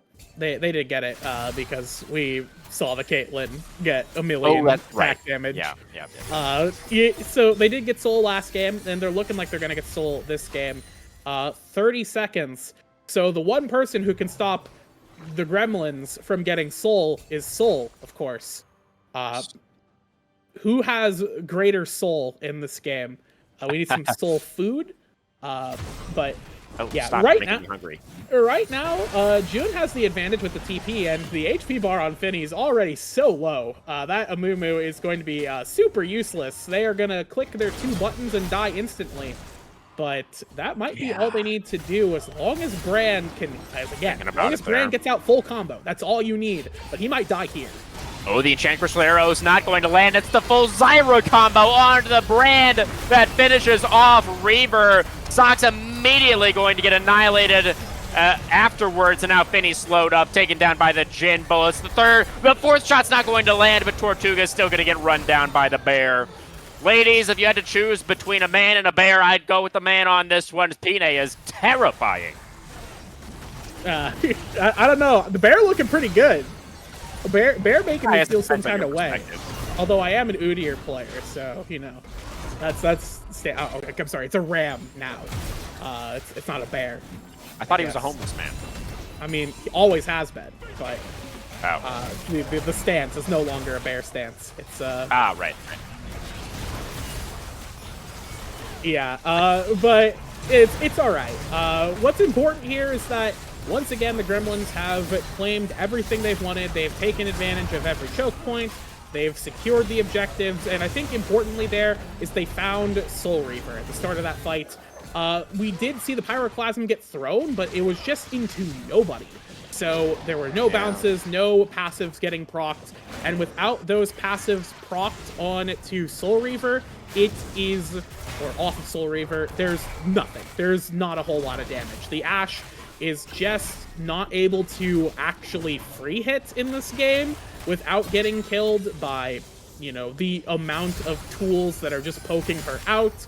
Irelia as well can't approach any of these fights because of Zyra and Hui and Jin. So once Soul Reaver falls, it's pretty toast. Despite the fact that they have lost their heat source, they are still toast without Brand. So we'll have to see what they can do here. As that was epic. Yeah. Well, with this Baron buff, it does seem like the Gremlins are getting a good amount of work done. Putting on some pressure in the mid lane right now. We did just see June take down that bottom tier 1 turret. And it's going to be some more gold flowing into these Gremlin coffers. Finny is going to get in there with the bandage cross. Does find 3 there with the curse of the sad mummy. They are going to be able to take down GVG as well as the Zyra. Dark moving over though. The 4th shot damage crazy. Does take down Reaver, but Tortuga able to get that kill onto Dark as well. June does manage to solo walk Warlock in the side lane, so does still have the opportunity to do some more work with this Baron. It's a 3-for-3 across the map as Tortuga now moving over to try to defend this turret, but I don't know if it's necessarily defendable with that HP bar. Tortuga out, no! Oh, we got Cassante, the humanity. Ah, yes, Cassante, my favorite assassin. Ah, very good. Yes, very good. Hold up, let me get the copy pasta. Well, I guess we're gonna need it. This is Cassante, a champion with 4,700 HP. I love Cassante. As a knockup on 1 second, airborne, 15 mana, etc. etc. It costs 15 mana. Yeah, we all know it. You all know it. You can fill in the rest. We need your help, Twitch chat. Just get in there. Becky doesn't have to do all the work himself, does he? I don't know what Tortuga was doing. I'm gonna be. Why did we approach that? Well, you know, he wanted to defend the tier 2 turret. Maybe he didn't realize that Cassante was in the all-out form, the extra Cassante form. You know what? It doesn't matter. Tortuga died. No, it doesn't. That's okay. At this point, Elder Drake's up in 2:30. Baron is up in 3 minutes. So there are no major objectives up on the board, so no real reason to fight anytime soon. And maybe that will, if there's no incentive to fight, they won't take fights. But I think that Gremlins are absolutely willing to take fights if they find the opportunity. I think they should be willing to. I mean, they're monstrously far ahead at this point. They also have an Infernal Soul, so realistically, any fight that they take, they should win. So yeah, I think they're going to be absolutely looking to fight. Right now, they're going to take down this last of the inner turrets, so only the base turrets remaining for the side of Agni Kai. June getting in there a little bit, does find the Q3 knockback. Pine flashing forward, finds the stun. Reaver is going to get taken out at the start of this one again. Goes golden for a moment, but is not going to survive. The Spiraling Despair, it's the shot from the Jin, actually, that takes down Tortuga. And now 5v3 on the map. The Gremlins just waiting for the next minion wave. And the wave clear is dead for the side of Agni Kai. They've got Sox here on the flank. Can the Irelia find a miracle? The flawless duet will not land. The tier 3 now under fire and will get taken down. So the base now broken into by the Gremlins as we crest 30 minutes on the game clock. They're looking to close this one out in a very similar time frame as the game number 1. The Nexus turrets getting focused down. Still 6 seconds on Soul Reaver. I don't think the Gremlins have enough time to actually end right now unless they can win another fight. Finny goes in with the bandage toss, getting immediately feared away. It's going to be Walk Warlock on the side, popping the World Ender, but the Mumu is already down. So Reaver and Tortuga have respawned. They're back into the fray, but they're about to get Cassante. Once again, the Gremlins pile forward. Sox the Thought flashes away, stunned up by the Deadly for a triple kill for Not So Drunk. The Nexus turret's disabled. It's going to be another kill going over. Pine picking that one up onto Walk Warlock. Tortuga, the last survivor, trying to live on the mountain. Knockback, the damage comes through. And with style, it's going to be the Conduit Gremlins closing it out and going up to match point. Yeah, it is. Match point. And gotta say, first game, once again, this was a game where it felt like for a little while it was kind of close. And then pretty soon it just became once again, the advantages getting snowballed into the bot side. The bot differential this series has been insurmountable, and unfortunately the solo lanes haven't been performing up to snuff either. Really the only player on Agni Kai who I've felt has played to their best, and not even, I wouldn't say to their best of their best. Soul Reaver's been playing decently well, but it's just not enough if they get caught out and the rest of their team is too far behind. So it's been a tough one. Yeah, I mean, it's just so impossible to play jungle when you have 3 losing lanes, right? And I do think that Sox to Thighs had a pretty decent start to this game, was trying to put on the pressure in mid, but I think there was a skirmish around that mid lane pretty early on. I think it was maybe a 2v2 where Pine and GVG just kind of got the better of them. And then once GVG started to accelerate a little bit, he definitely had a bigger impact in the team fights, no doubt about that. Yeah, so... And again, look at that. Not So Dark, 16 kills on the Jhin. That's the exact same number of kills as Dark got on the Jhin the last time he played it against this Agni Kai team like 4 or 5 weeks ago. That's interesting. Yeah, I wonder what Agni Kai do at this point to try and pull it back. I saw, maybe we try and pick a different mage. I thought that was pretty decent.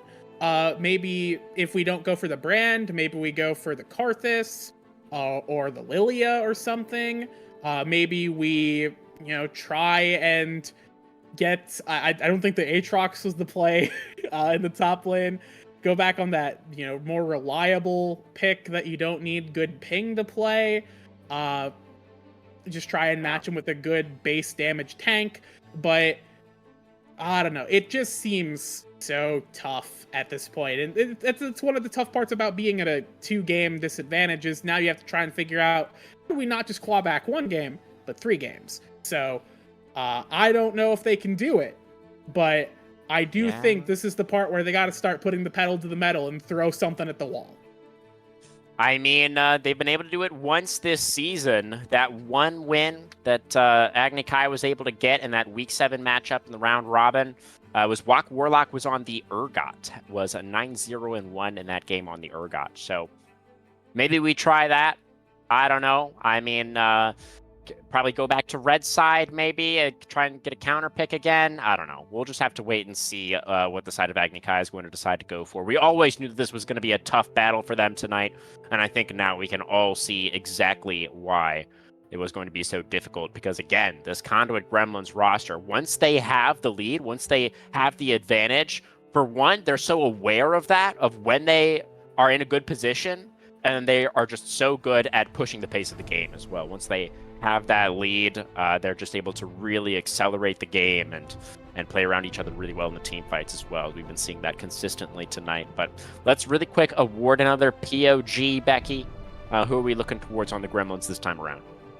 Last game I coped and I was like, oh, it's definitely the support this game. Now it's hard to justify that's not so dark this game. They played so well on the Jhin. The curtain calls were all good. The traps they placed, choking those points, were really strong as well. The usage of the Deadly Flourish, their spacing in fights. There were a couple of times where they were left to dry without an auto attack, but that just happens when you play Jhin. You go for the fourth shot and then you don't have another bullet, but at least you killed somebody. So I think you gotta give this one to Not So Dark. I think so too, especially with the additional context of game number 1 as well, right? Where you could argue he was robbed in game 1. So definitely, I think giving it to him for game 2 makes a lot of sense. But the entire top side for the Gremlins played really well in this game also, right? June was Kasanteing to great effect. Hwei, GVG's Wei. We've already seen it before in these playoffs. We saw him pop off on it again. And Pine was just in exactly the right place, the right time for that entire early and mid game.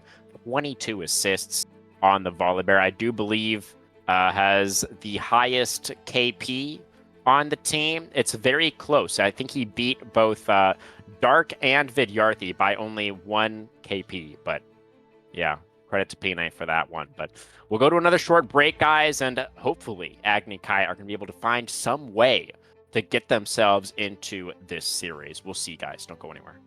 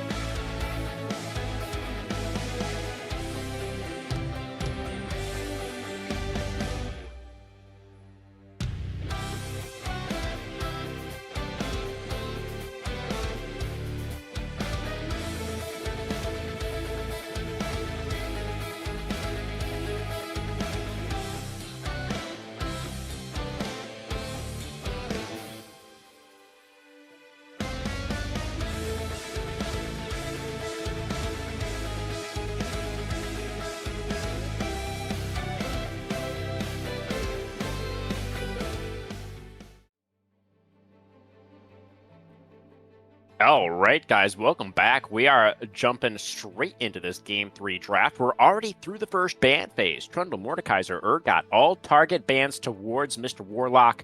And then we've got Caitlyn, Wei, and Blitzcrank banned away by Agni Kai. Brand on the B1, and now let's see what Agni Kai have in store to try to get themselves on the board.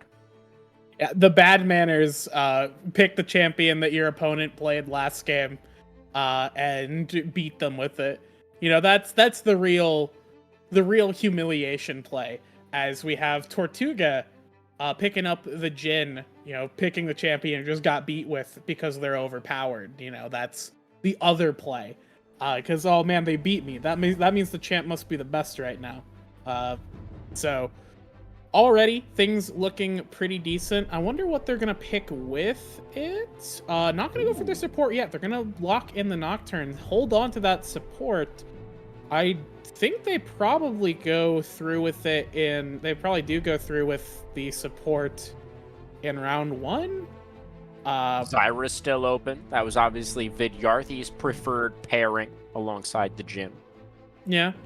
Although a lot of enchanters are pretty decent with Jhin, just because they can still set up for him in the same ways that Zyra can. The Amumu coming in, very good response. Very good response in the Nocturne, because, you know, once his spell shield's down, he's on top of your backline. As long as you're there too, you click the R button and he's completely useless. So I like the Amumu as a response to the Nocturne power pressure. Show me Ash. Show me the Ash. Show me Ash. Gremlins. Oh, not going to be the case. The Nami. So that means it's going to be Amumu jungle and Brand mid, most likely. This is Brand mid carry. It could be Brand AP carry, yeah. I'm smelling Brand Nami bot lane. I think that this is, if if I'm 2 games up and I know that we can play some funny stuff like Brand Nami bot, I'm absolutely gonna try it. You know, you have games to lose if you're Conduit, so might as well look cool while doing it. Because you either super humiliate your opponent or you just try and win in game 4. Seraphine will be locked in, Snore to go with the Jhin. It's one of those enchanter picks. It feels fine, you know. Will we see the support Seraphine or the more enchanter Seraphine, or the more mage-oriented Seraphine? Unsure about that. But we have first round of picks for both teams. Very, compared to game 1, we have strayed far from the light of God in standard League of Legends, and now we are picking some interesting champions. Yeah. So the Seraphine has been a Finny favorite all season. This is something Finny has played AD carry for the squad a little bit as well, and in both rules he's pulled out the Seraphine, has found some mixed success with it. The Nocturne is something else that we have actually seen Agni Kai play in the recent past. Soul Reaver had a game on the Nocturne. That was game 4 against Dynasty last week. 12, 5, and 13 for Soul Reaver in that game. So hoping for another one of those. And the Diana, that is a big Sox comfort pick as well. I believe Diana is actually his most played. Yeah, that's going to be... so last split was his most played, only 50% win rate, but this is definitely something that Sox is very, very comfortable on. Yeah. You love...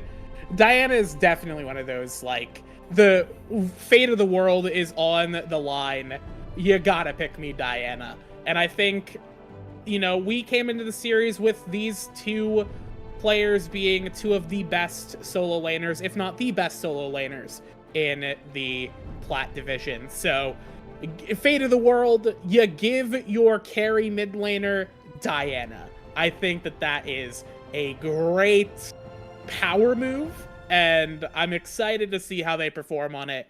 The response, we've returned to the real world, and we have picked some real champions. As we have the Viego and we have the Hawkeye, which I guess is AD carry now. So maybe it is Brandon.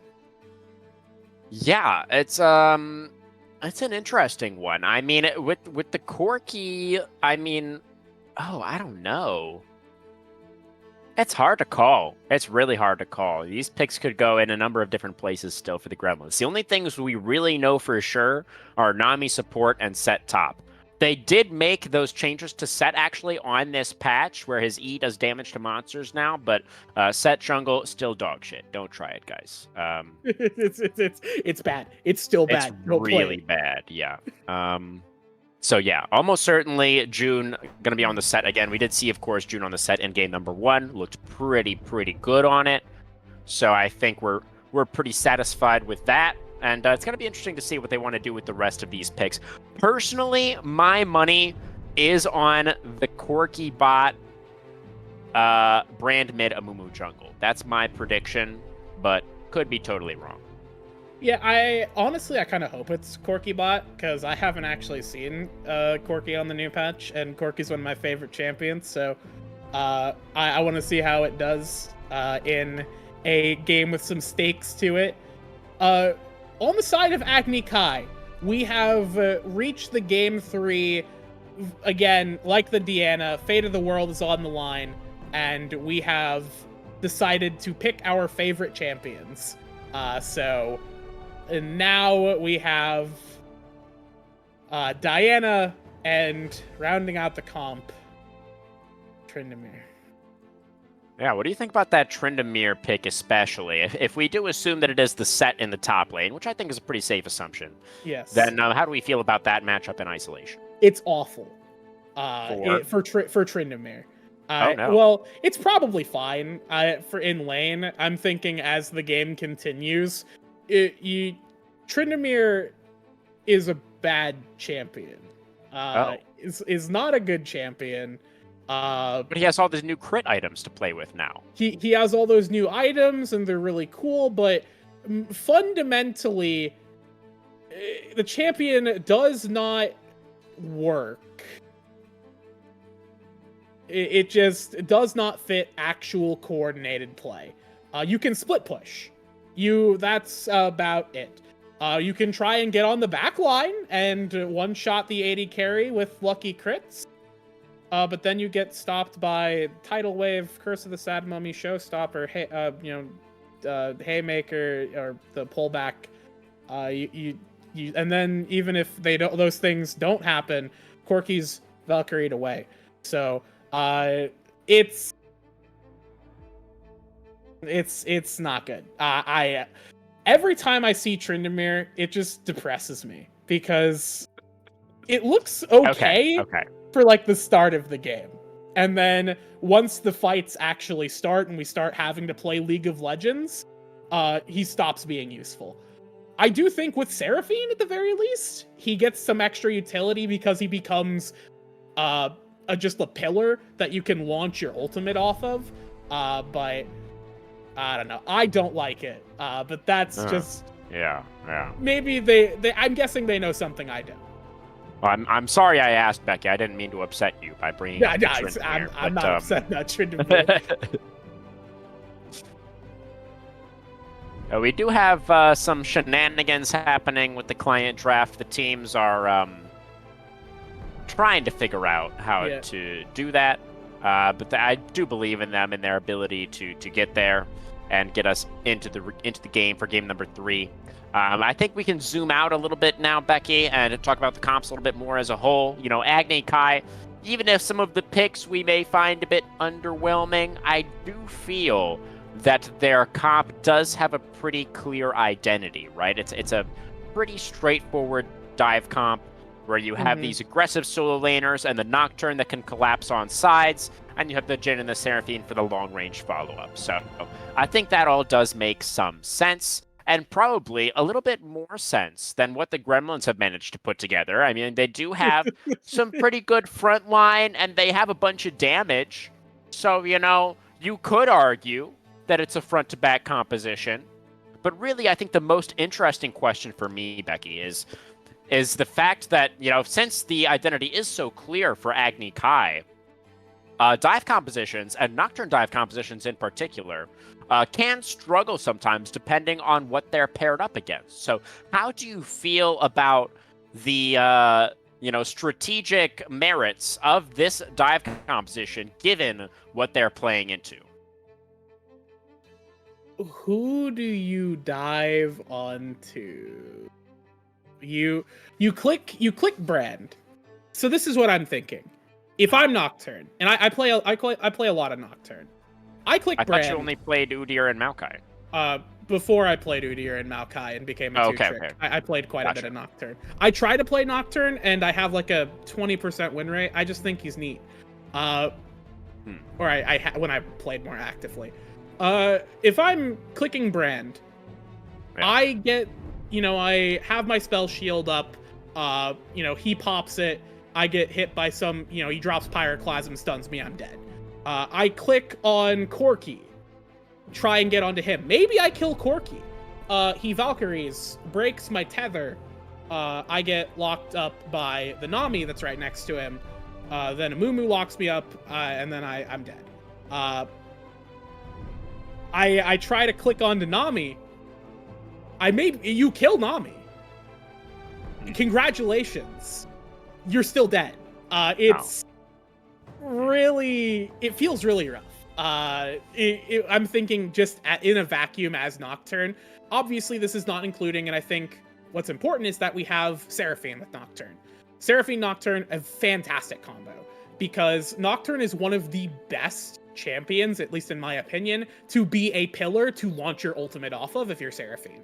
Because he can get into whatever spot he needs to be in the middle of a team, and your encore hits everybody. It's very good. But is that going to be enough? I think if they can land a good encore, this is not on the back of the dive comp, it's on the back of the Seraphine. If Seraphine can land a good encore and set up for the chain of the Diana going in, and then the Tryndamere popping somebody, spinning in and popping somebody, and Nocturne diving in and popping somebody, right? If they can stay focused, hit their right target, and launch off of a good CC start from Seraphine, I think that they do have potential to kill Conduit. And Conduit doesn't have a whole lot of damage outside of Brand and Corki. So there is a very clear 2 targets you need to kill. I just think it's incredibly difficult for them to do that. Yeah. The Corki does have the Valkyrie, as you previously mentioned, and the Brand, as long as he gets out all of his spells before he dies, he doesn't especially care if he's dead, usually. So it'll be interesting to see. I do think that from what we've seen earlier on tonight, the Gremlins have played the team fights just a little bit better than what Agni Kai has been able to show us. So I do think that's some additional reason to be worried if you are an Agni Kai fan. But it sounds like, in your eyes, Becky, it is going to come down in large part to Finny's Seraphine here. And if he's going to be able to choose the right moment to go for the encore, and if he's going to be able to lock up multiple members with that Seraphine ultimate. So it's definitely interesting. I do think that Agni Kai, while we may not be in love with, their composition and the sort of the way they've gone about this, I do think that going back towards comfort is probably the right move, right? In a 100%. Situation like this where you have to win or the match is over, then, I think they've gone realistically for for a pretty solid draft here. I'm definitely excited to see what they can get done with it. Do you have a prediction for this game number 3? Becky, do you think they're going to bring us to that game 4 and continue the series, or is Conduit just a little bit too strong? I think Conduit's just going to take this one. I think if there's any game Agni Kai wins, they can win this one off of the back of their, cohesive identity and their strong pick tools, but it's going to require less good execution on them and more of exploiting bad play from Conduit to make that happen. So with how we've seen Conduit play as a team, I don't think it's likely. Well, we are about to find out, guys. Another short break and then back onto the Rift for game number 3.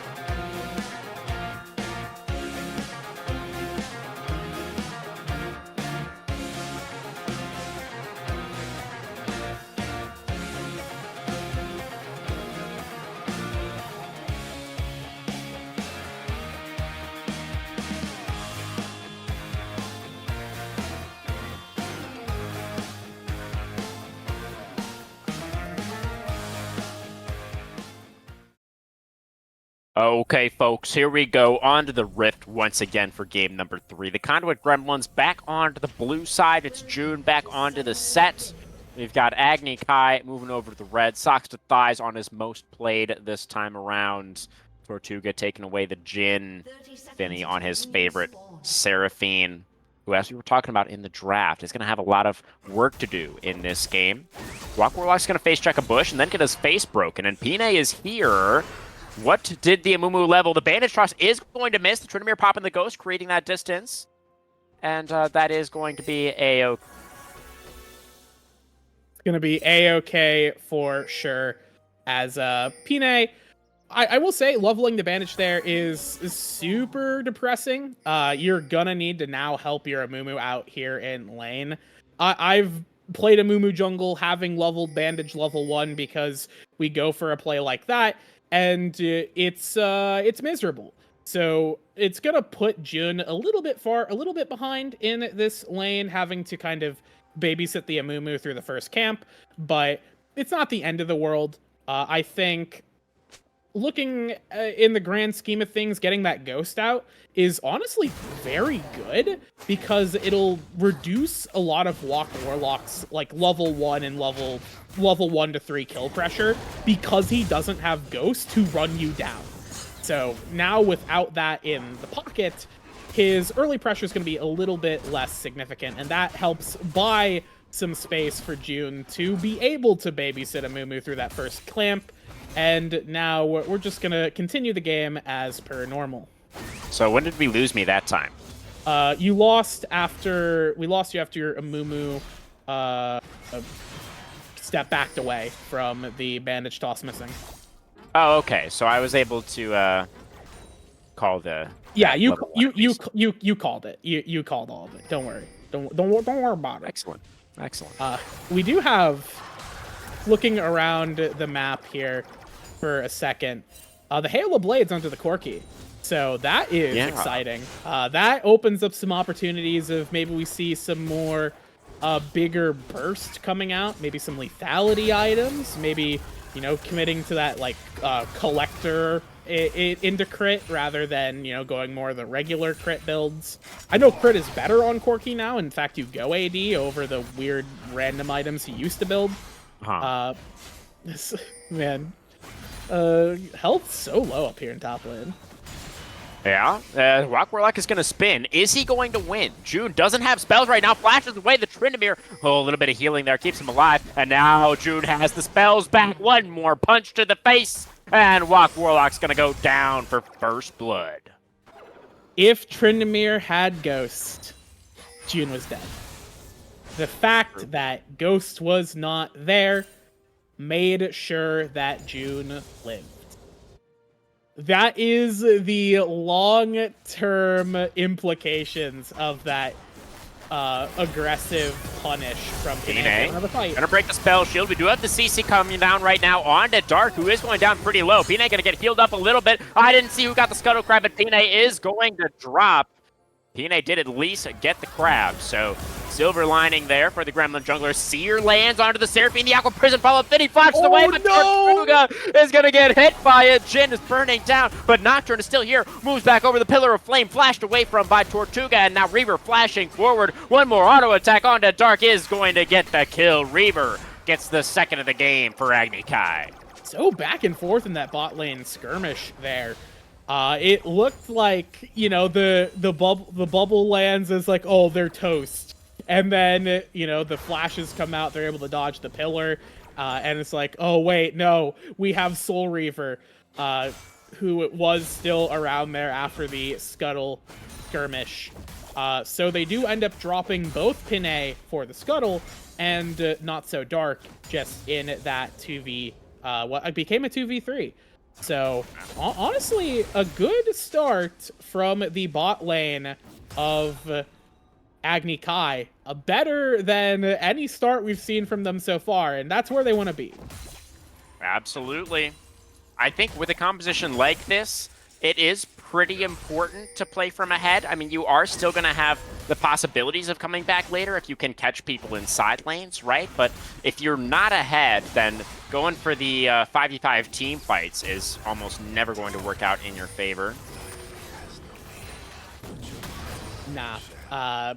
You really, like you said, you need to fight from ahead if you are the Agni Kai comp here, because you have all those you have the one-shot dream. You know, you pick a target and you kill them into outer space before your team either gets CC'd or they disengage properly. So they need to have some sort of lead here, as the recall will get interrupted as June maintains control of the top lane here. It's been kind of rough for Tryndamere so far. That's not good. GVG gonna Valk in right as Soul Reaver is waiting in the bush. We do dodge away from the Duskbringer. The Paranoia has to be flashed though. GVG could not afford to get feared up there, so we'll be forced to burn the Summoner spell. Reaver now moving into the South River. This is where Pine is currently residing. Looks like the Scuttle Crab is gonna go over, I believe, for Nocturne. Oh, it's actually not even there. Banish Toss is going to miss. Soul Reaver. That's going to be Vidyarthi flashing forward. The Banish Toss the second time around of asking will come through. The Aqua Prison immediately to follow up. They take down the jungler. Soxatize going down low. The Moonfall underneath the turret. The quirky damage from long range, but Pine will get taken down by that second turret shot. Still an advantage for the Gremlins. They go 2 for 1 in that scuffle. Yeah, the Gremlins do take that advantage there. They pick up Soul Reaver and Sox to thighs. I mean, good flash from GVG. Did have to burn that at level 5 right before, you know, the Diana gets her buttons. And that's very scary. But fortunately, you know, Pine has been playing well around the mid lane, was able to kind of prevent that from going worse than it could have been. And, you know, the unspeakable horror from Nocturne is just being Nocturne in this game, as it turns out. You would think, as far as I knew, Soul Reaver's familiar with the concept of horror, was on the horror team previously, the Lit Club horror. That's the right. The reference that nobody understands. Yes, it's for me. I played with him there. All right, very briefly. I was like a sub for the team because I was on a different Lit Club team. But either way, doesn't matter. What matters is that we now have a Drake getting picked up by the side of Agni Kai. Yeah. They're going to get this first Drake. On the top though. side, we do have they're trading. First round of Grubbins are going to go to Pine.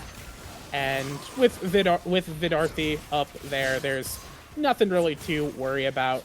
A simple first round of objectives being traded here, as the top laners, I gotta say, you know, I clench every time these top laners approach each other, because it's like it feels like at any point they can just decide to kill each other in a fight, and I feel like the fight that they eventually have is going to be very intense. It's going to be a nail biter. Once they finally do that, they'll just look at each other for the rest of laning phase, which will be very depressing. Yeah, they've been playing it relatively patiently so far. We just saw that one kill go over to June earlier. Socks to thighs starting to get pressured a little bit by this quirky damage. Has the Dirk Retrix in inventory right now for GVG, so clearly going for some sort of lethality option first here. I don't believe that Retrix builds into Collector, so it's probably not that. Not really sure. No. It would build into, like, Ghostblade? Maybe it's gonna be quirky? That doesn't sound right. It sounds weird. I feel like there's a better item that it builds into, but I can't think of it off the top of my head, so we'll have to see. I'm curious. This is the lethality quirky, so opportunity.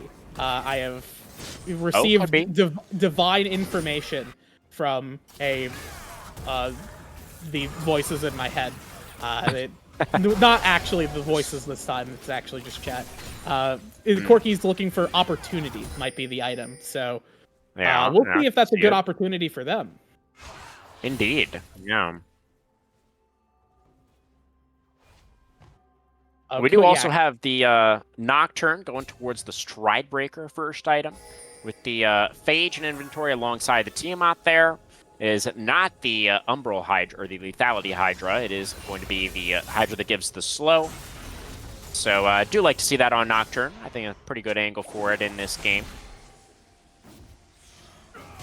So I have just been, again, now that I'm looking around, I was looking there, and I have now noticed Seraphine has Aftershock.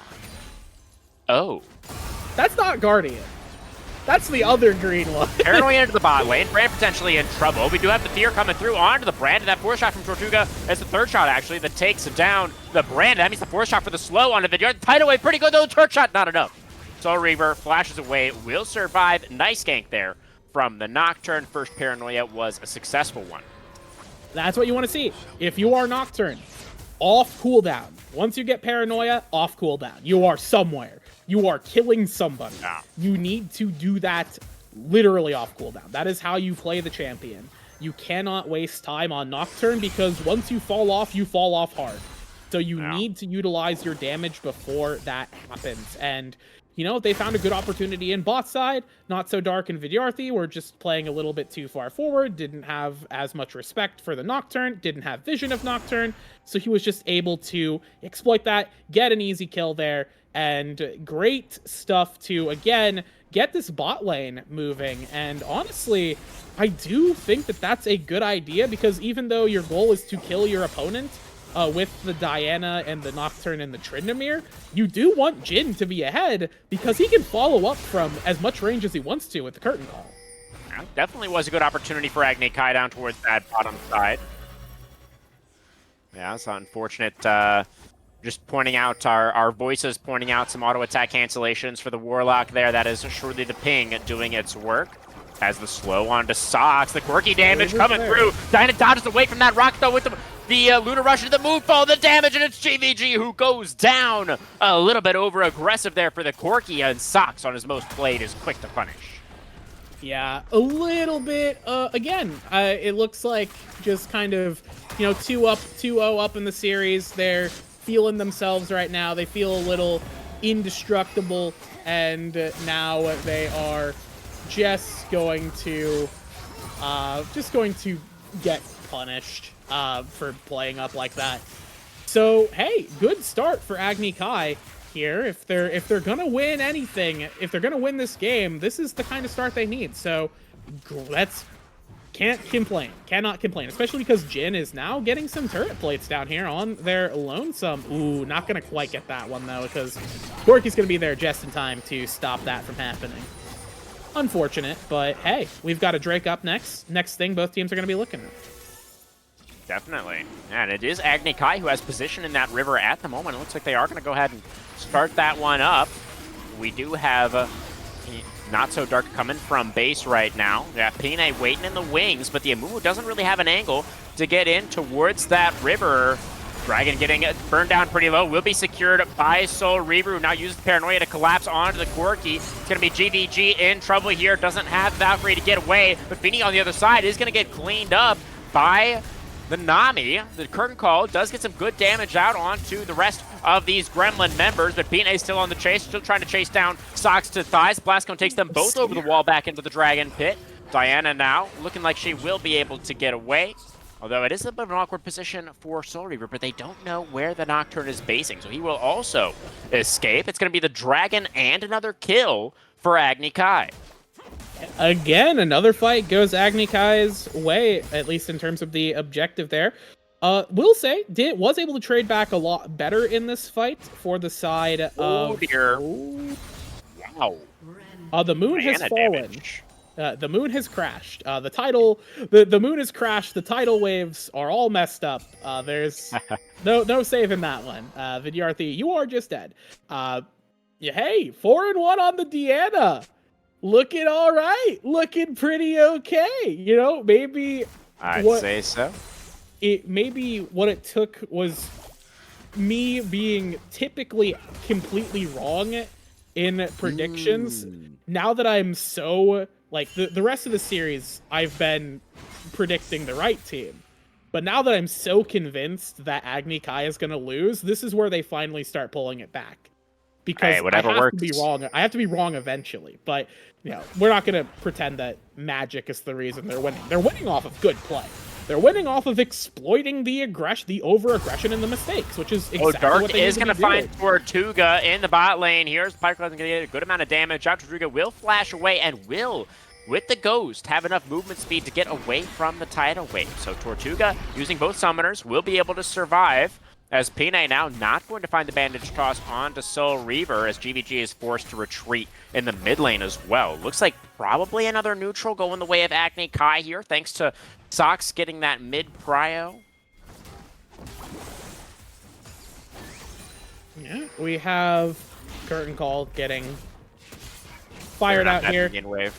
Yeah, just thinning the minion wave, and also actually doing quite a bit of damage to the brand there as well. He's just getting pot shots into his backside. Oh, Vidyarth's gonna get rushed on once again. The fish is just gonna get assassinated. Diana gone fishing and is really coming away with quite a haul.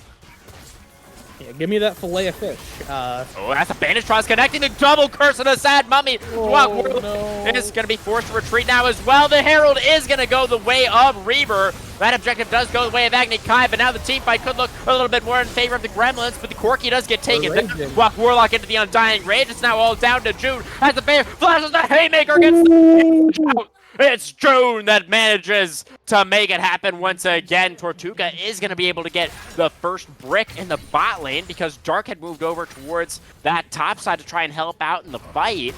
Agni Kai, they got the objective. It was a pretty even fight, but they're getting the turrets as well. Looking pretty good still. Yeah, they do get that Herald. They do still get a couple of kills there. I will say that was a pretty solid look for the side of the Gremlins there. They got the Curse of the Sad Mummy. Corki actually was able to get in there and do some damage before getting killed. So it looked better for sure. But again, Soxathize, even though they went down, they've been finding so many great picks onto just single players without anybody around them. But I gotta say, what's been kind of interesting is the fact that we've basically been seeing Tortuga on PvE this game. They've just been hitting minions and turrets, all despite the fact they do actually have three kill participation. They've got a kill and 2 assists. So they have been involved, but a lot of their impact has been on just hitting bot lane and farming the turret plates. So they're actually some more than talking. Gonna find that sweep and interrupts the Valkyrie with the Moonfall. GVG just getting absolutely obliterated there by Sox in the side lane. This Diana is an absolute menace. Sox is starting to take over. Maybe the Sox Diana, fate of the world on the line, pick your comfort. Dark damage over the wall, but here comes Sox once again. Doesn't have the ultimate anymore, though, on the Diana. Curtain going to get called. Dark and the rest of the squad going to be able to get away, and Sox will have to flash that incoming bandage toss from Pine. So still the side of the Gremlins jostling for position around this dragon, despite the fact that their mid laner was until recently in the death chamber.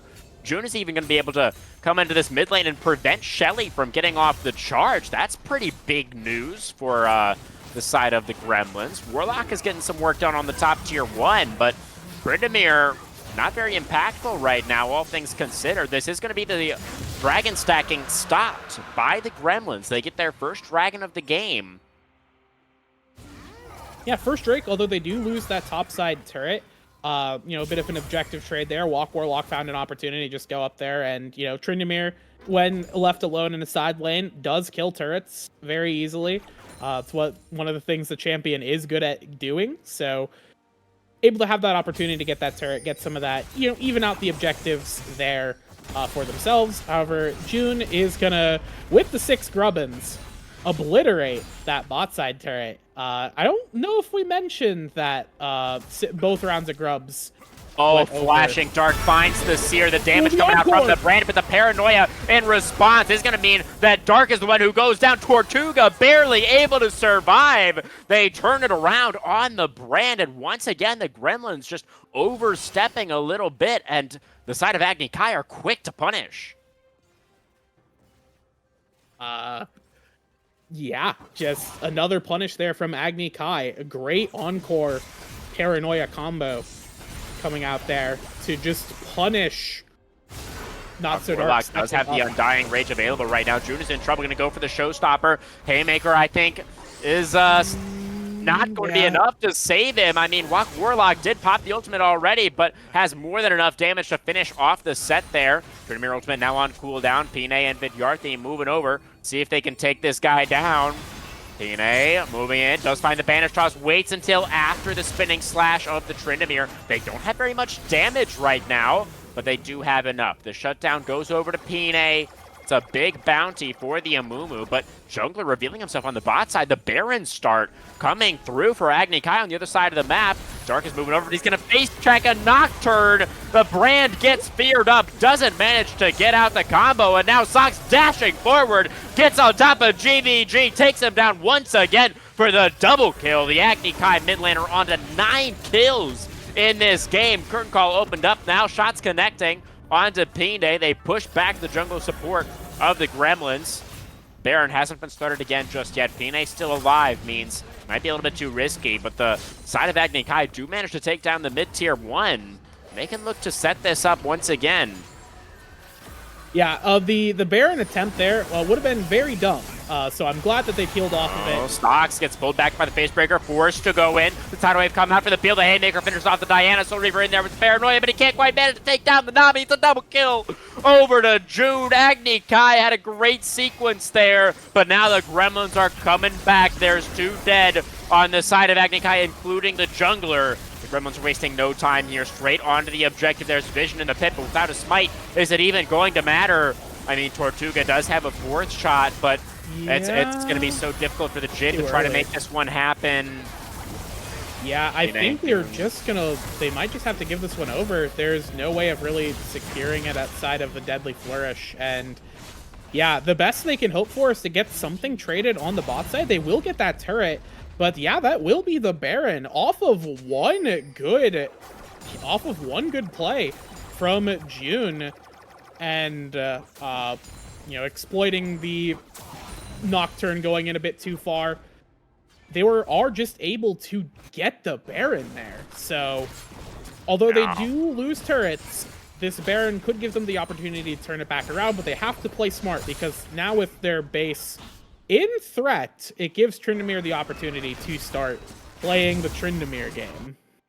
Indeed, yeah. You don't need ping to right-click on turrets, as has been previously illustrated. But, I mean, this is what the Gremlins have shown us all night, right? Is they just need their opponents to make one little mistake. They just need one small window to force their way into winning positions, and they've done it again. It looks like they were really up against it in this game. I mean, Sox and Soul Reaver were finding so many picks. They had so much pressure, but just one overstep gives over the Baron to the Gremlins. Now they're the ones taking all of the control. They're the ones setting up vision, getting Prio in the river here for this next dragon coming up in 25 seconds. Yeah, next Drake up in 25. Looking at some of these item break points really quick. Okay, maybe we won't have time to. You're not going to go in. Something. We certainly do not have time. As the Amumu is separated from the rest of the team right now, as Paranoia is going to go directly on top of this jungler. The Curse of the Sad Mummy is going to get tossed out, but the Amumu cannot get away. They take him down, and Sox still has the Moonfall available. June is going to go in with the Showstopper, the Haymaker. He takes down the Zephyr. In goes Sox, finds the 3-man. The Aqua Prison, no! The Diarthi's Nami stuffs the engage from the enemy mid laner, and just like that, it's only Tortuga and Warlock remaining. June gives the Jin a good old 1-2. And now Warlock, the last survivor. The dragon is the target. June is going to go back to base, defend that inhibitor turret, stop the Tryndamere from playing his game, and the Gremlins find themselves in control. Yeah, that's the Nocturne experience right there. That's what I expected to see. You just don't have the range to get onto somebody and hit them enough times to kill them. Great Aqua Prison from Vidyarthi to prevent the damage from coming out from Soul Reaver and Soxify's. So it's just prevented them from going any further. Now Warlock actually might try and aggress here. I don't know They might actually win the 1v3. I don't think they should take it. He doesn't have ults. Yeah, okay, never mind. He doesn't win these. He does not win these. So he is going to back out of there. June, in that last fight, too, played so well. Oh, yeah. June's putting on a clinic on the set this game. You know, we got a taste of it in game 1. This game, we're getting the full course meal. It's very scrumptious to watch. Very enjoyable set play right here. His mama would be proud. His mom would be proud, for sure. I guess, you know, Set is also the first American to kiss Sonic on his little mouth. His mom is very proud. So You lost me there. don't worry about it. Don't worry about it. Look, All right. don't worry. Anyways, moving on. Moving on. So at this point, it's not like the game is over from for the side of Agni Kai. They lose one fight, it's not the end of the world. My god. Oh my god, the damage is insane. He's got that new item. I think it's the Overlord's the Atma. blood mail. Yeah, Atma's. For the old heads, Atma's is back, baby, and it's Overlord's blood mail. It is insane. Such a cool item. I'm as an old head myself, I'm so glad that we've finally realized that Atmos is okay to return to the game. Now, if we just have stacking Warmogs again, we can bring back real League of Legends. Any day now. As a, you know, HP, some kind of HP gain. Oh my you know, god, look at him. He's just mauling that turret. Yeah, he's got the whole breaker too. Insult your mother or something? He just destroyed it so fast. As the showstopper in, he's on top of Tortuga. The haymaker is gonna wreak havoc. Oh, Tortuga heads up though, gets the other side of it. Doesn't matter. The fist is enough for June, but he is gonna get taken down for that one. Can't win out in the 1v3. Oh, that's the tidal wave connecting. The Aqua Prison for the follow-up. Socks the thighs. Is gonna get CC'd 100-0. Reaver comes in with a paranoid to try to save the mid laner, but it's too late. The Nocturne can't do anything, and a 1v4 is going to get taken down underneath the turret as well. Pine's tanky enough to tank. I just said tank twice, but it doesn't matter. It's the Gremlins massively on top once again. Their top laner got picked off in the side lane, but that meant they had numbers on the other side of the map. They're onto the inhibitor turret now. It's going down pretty quickly. While Warlock and Finny trying to defend, they managed to clear out the minion wave. The base remains unbroken for now. Yeah, we're starting to see the crumbling point of this aggressive dive composition is the moment you start. The Deadly Flourish roots up the Corki, and Warlock able to spin in there and take down the Daring Bombardier. Fourth shot not going to connect there onto Dark. Seer won't connect either. The retreat continues. Teleport in though. For Sox are going to get some revenge after being so rudely CC'd in that previous engagement. There's Pine is going to get discovered on the red buff here. Does manage to smite it away. Tortuga looking to stop this Amumu from escaping. Pine going to be forced to go back in with the bandage toss. Amumu has no way out. Oh, he flashed him. No, he's still dead. Tortuga gets the kill. Showstopper in for June, who also teleported into the play. Reaver going to get pulled back by the Facebreaker, taken down by the Haymaker on for connecting on to the Brand. Dark not in any real danger there. And a chaotic fight. It was actually Agni Kai that got the 2-for-1 there. Yeah, 2-for-1 there does go in favor of Agni Kai, but in the end, it's still pressure on the map and control of the map in favor of the Gremlins. And what I was saying before we started throwing our bodies at each other here on the Rift is we're now seeing kind of the breaking point of this dive comp. They needed to maintain this lead, and unfortunately, a dive composition like this requires very on-point execution. The moment you flinch, the moment you start faltering, you are going to get steamrolled by a composition that has better team fight tools. And Pine, June, and just the two of them, honestly, have been really setting up so well for the rest of the teams who do that getting damage. Collapsed on, pulled in, taken down. GVG picking up number 8 there. Yes, that's an example of what you were just talking about, huh, Becky? Yeah, you know, you cannot screw up at this point. And unfortunately, it looks like Agni Kai, their second win they had at the start of the game, is starting to peter off. There's they're gonna have to go back to the drawing board here in the game if they want to keep themselves alive in the series, and it's gonna come back down to we need a good engage off of the encore paranoia. We need that. We need Tryndamere in the right spot to go on that backline. We need Nocturne to go in and have tank every button that matters, because that's what he's gonna do in this game at this point. Baron down low. They've got it down to about 3,500. Curtain Call, they're just going to wait it out. Encore over the wall, only connecting onto June. Fourth shot there, not going to steal it away. Smite is good from Pine. And that's the second Baron of the game for the Conduit Gremlins, continuing to put their foot on that accelerator. Yeah, it's now time to apply the pressure here. The Baron has been taken. And I will say, at the very least, because they're playing into the dive comp, if they aren't careful with this siege, they can just get wiped, or at least they can get their DPS players taken out. But unfortunately, DPS players this game also includes Set, who I don't know if you're going to kill. You need a few players to take care of this guy. He is a girthy lad for sure. The HP stacking, HP stacking with the Atmas. It's just like the good old days. It makes my heart proud. Like the mathematically correct set days. Yeah, we've done the numbers. We have a calculator in hand. June has mathematically perfected the set this game, and it's beautiful. Math is beautiful, folks. Yeah, it's all around us, and you can't escape. You really can't, despite my best efforts. It's true. I've been unable to escape its clutches. And yeah, June level 18 now. That's a pretty big number in the context of League of Legends. Is gonna give that turret the good old once-over. The turret no longer exists, and now they're looking towards the mid-tier 3. Gorky is split off right now towards the side lane. GVG separated, potential target for a Paranoia, but currently Agni Kai are just looking to defend in mid, while Warlock splitting off towards the top lane, just desperately trying to create some pressure somewhere on the map that they can work with.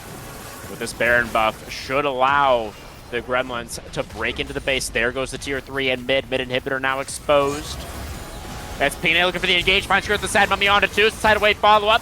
It is going to be a brand force flash away, though. Diana gets in there with the moonfall, but Diana immediately goes down. It was GVG, was able to Valkyrie away and stay safe there. Now he's flashing forward, getting out that damage. A triple kill over to the team captain for the Conduit Gremlins, looking to put the finishing touches on their championship run. Vidyarthi, the Aqua Prison buys a little bit of time, but there's still a turret there. The Nami is going to get taken down.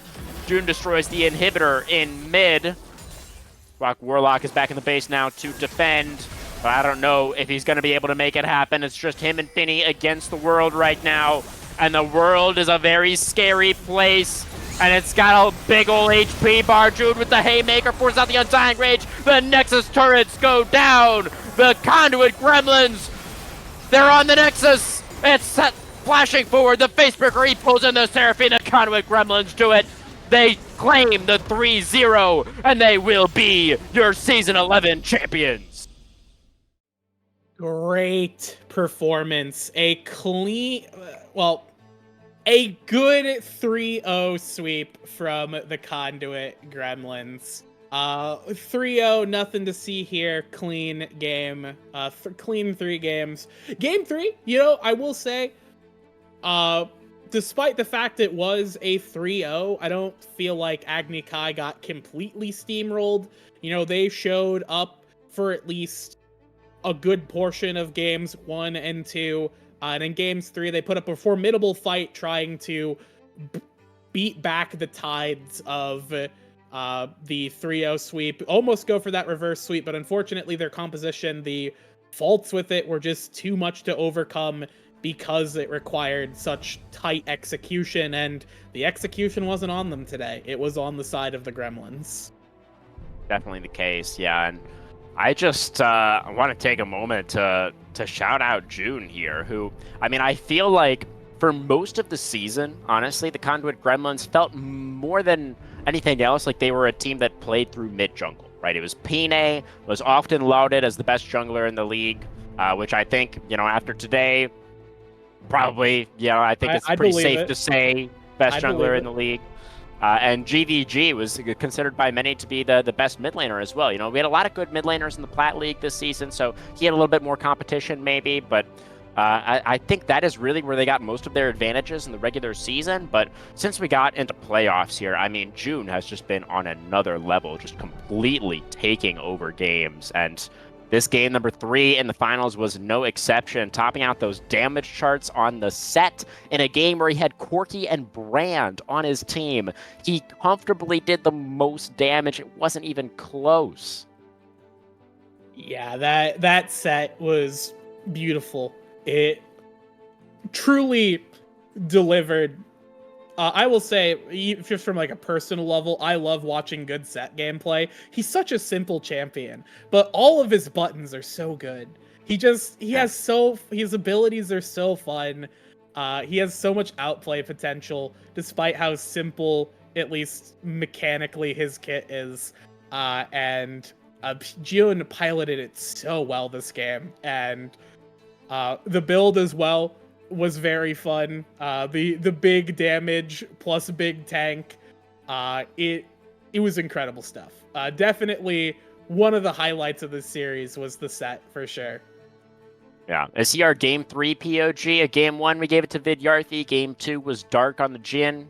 I think we got to give it for game 3 for June, no? For sure. Yeah. And honestly, props to Walk Warlock as well. It can't have been easy to, show up all the way from Tokyo for tonight's finals, but, props to him. Still showed up.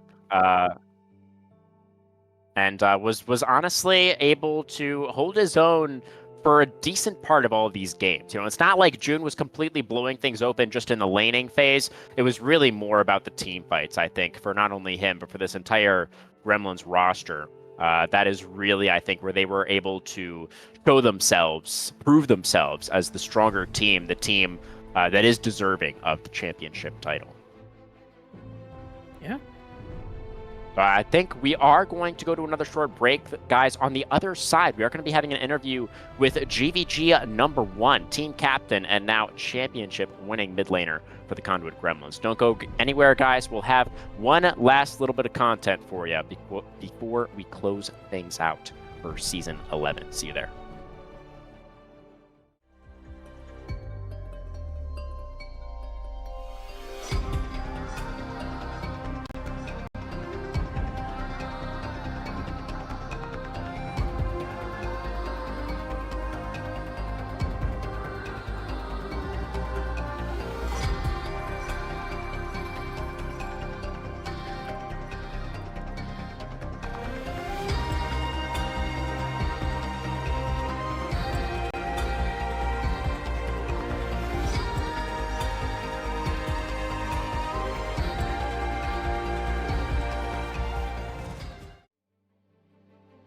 All right, everybody, here we are after what was a very short break indeed. We are joined by GVG number 1, as previously mentioned, the victorious mid laner for the Conduit Gremlins. GVG, congrats on the win. Congrats on picking up the championship.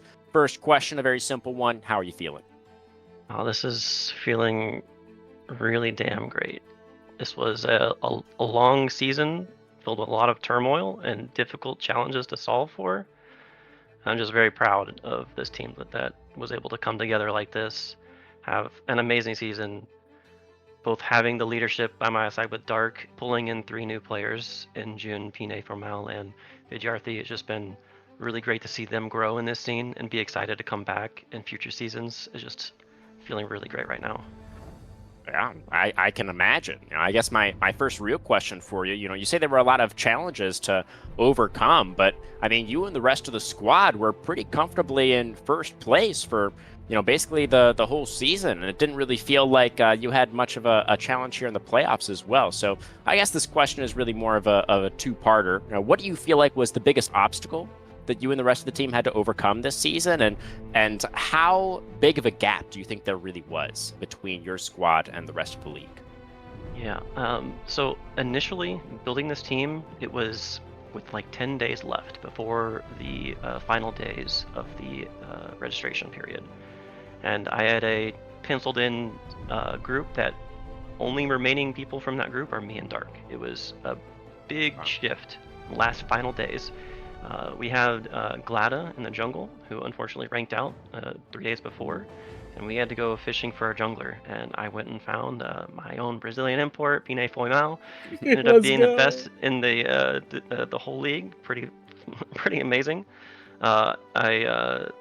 I pulled Vidyarthi actually responded to a looking for support post, like just out of the blue, came in, had some amazing talks with him, saw some potential, even though he had been away from the game like many times over the last few years, taking long breaks.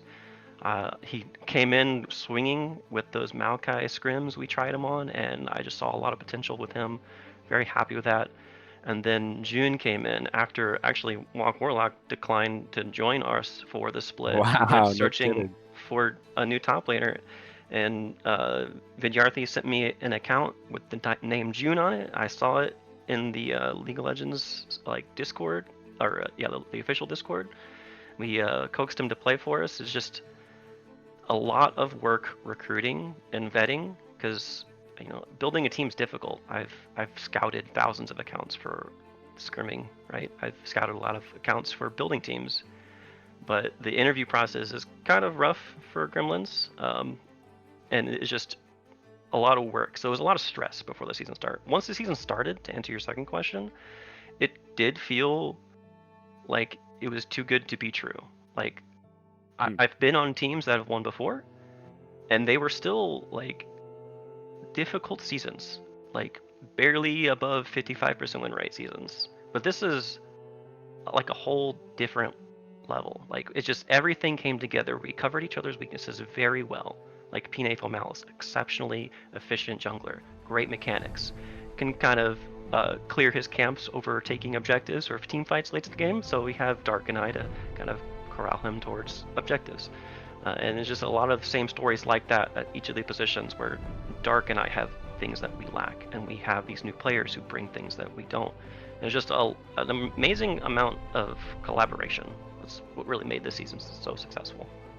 Yeah, that collaboration showed. That collaboration showed so immensely in that game. I think one of the most impressive parts, me coming in here is kind of like, I think Plat was the only league I've not casted for, so I've not seen any of these players perform, and I was so shocked at seeing how coordinated your team was. You were always you always had each other's backs. You were always on the same page, and really, it's better than what I've seen in some like Emerald and some stuff from Emerald and Diamond. It's been, at least in terms of team play, it's been very phenomenal. So I think you should feel proud of the work that your team has done, getting to the kind of coordinated point. Sometimes lightning in a bottle strikes like that, right? So that's definitely what it feels like, lightning in a bottle, just perfect scenario all around. Yeah. So I guess if I can, I'll throw out a question and I'll throw it back to you, crewman. Going forward, what are your, I guess for the team, what sort of plans are you looking at? Are you going to be kind of trying to stick together as a roster, or are you maybe seeing what other leagues you can join in, waiting for next season? Any sort of plans as a team going forward after this? Just off the top of your head. Yeah, immediately, both Dark and I are yeeted out of BOL. We've both won 2 titles in the last 3 splits, so we're out. And then I didn't know that was right. Vidyarthi and I have both ranked into Emerald. So, and then both Pine and I are traveling for the summer. So really the only one who can really do anything in Plat is June. So Conduit is trying to find a team for him right now. I'm making that a mission for me. There's potential to do Titan, not sure yet, but there's a lot of questions because of how late in the season BOL went, that many teams have already been decided, and teams have already been accepted. Draw shows have already happened for other leagues. It's a difficult scenario. Might have to wait till BOL fall Maybe Gremlins comes back featuring June, and I'm just a captain managing the team. We'll see. There's a lot of things that could happen. Yeah, I mean, definitely. I think we're all looking forward to seeing where all of you guys go next. What you're up to. I wasn't aware of that rule where it was if you've won 2 of the last 3 splits, then you're forced to take a split off. That's how it works. It's a year, I believe. Oh, a whole It's year off. happened. Wow. I believe Dobbs was yeeted last split because he won 2 in a row. And Trash Panda, also from Conduit, was yeeted for the same reason. CZ was yeeted because he was an exception player, and he won a title. So Conduit has we're up to 5 players who've been yeeted now. Actually, not because of Vidyarthi too, because he was our exception slot. No, it was actually Pine. Pine was our exception slot. Suffering from success. Oh well. But GVG, let me ask you a little bit about the gameplay that we had tonight. So, if we draw our minds back to game number 1, I think, game 3 definitely had some moments for Agni Kai here as well. I'd probably be inclined to argue that game 1 was the closest out of the 3 games that we saw tonight. I don't know. Do you agree with that, or do you feel like game 3 was maybe a little bit more contentious? Game 3 was scary, right? It's always frightening to see an assassin get a lot of gold. Oh yeah. And Sox is notorious for being the most lethal mid laner. Each of the last 2 splits, he leads the league in kills, and it's one of his strengths. And I tried desperately to not end this series. I believe if you remember game 1, he nearly killed me. One more auto under tower would have got me, and that would have started a snowball for him that I just barely managed to survive. Game 1, well, it was very interesting because they had a really good comp, right? It was a lot of playmaking to set up Ari and Jinx. Yeah. It was just a scenario where the set just got really tanky. Caitlyn was bursting everyone with those half health, 3/4 ults. It just became a scenario where they didn't have time to make those plays and set up the damage. And that's kind of the story of game 1. Whereas game 3, it was just, again, a collaboration that Becky Reed mentioned. It's having each other's back to deal with the Nocturne and Diana and making sure we trade something at every opportunity we could. It was that was the stressful one, of course, and then that would be the best way to answer that question. Yeah, makes a lot of sense, and I think it's really cool how you guys were kind of able to show multiple different strategies, over the course of the series, and particularly in response to what your opponents were doing. You're able to kind of play reactively in that way to great success. So I feel like that's something else that's pretty impressive. Becky, do you have another question? Do you want to get in there again? No. I don't have anything that really comes to mind. So yeah, to your point about the adaptive drafts, that's actually something I've been working on a lot. It's actually a criticism I got last split for being too adaptive in my draft. And one of the benefits of kind of knowing early on what this team could do is we got to figure out a couple comps we liked and then refine them over the 12 weeks through games, through scrims. It became a scenario where we just got really confident in a couple drafts, and then here in this patch, there's a couple things that opened up to us that even let us expand beyond that. So it was just a weird scenario where it kind of just kept evolving over time. That allowed me to move from that reactive stage in drafts to a more of a proactive making plans, and kind of having a mix of both. Gotcha. Yeah. So it sounds like there was a lot of factors, not only the team coordination, your ability to adapt in the drafts, the fact that it was just kind of this lightning in a bottle situation as well, where you guys just happened to work really well together. You clearly did have a lot of strengths as a team. And I think it makes a lot of sense why you're able to make it to the finals and ultimately win so convincingly, given all of these things that ended up going in your favor. So my last question for you, GVG, is just kind of a more, thinking, reflecting on the split, what was, one of your favorite moments, out of the whole split? If there's anything that comes to mind, what would you say is maybe one of your personal highlights? I mean, last week, watching June on his AP Malphite, flashing into his Skarner who's trying to run away, getting pushed into a wall, and just facing him from our top tier 2 to enemy chickens. That was probably one of the most beautiful moments I've ever seen in competitive. It was just Hilarious. Yeah. I loved it. Yeah, I mean, really, that whole game from June was just a work of art, wasn't it? Oh It was, yeah. I mean, very an fun AP to watch. Malphite pentakill. What can you complain about? Nothing else I- needs to be said. You're telling me I missed out on AP Malphite Pentakill? Oh, You got to yeah. go back and watch the VOD, Oh, man. yeah. I'm so depressed. The Yeah. only AP Malphite, the only AP Malphite I got to watch was a triple burn Malphite, and boy, was that was exciting in different ways. Well, Yeah, I definitely want to shout out Conduit. I've been in Conduit for a year and a half now.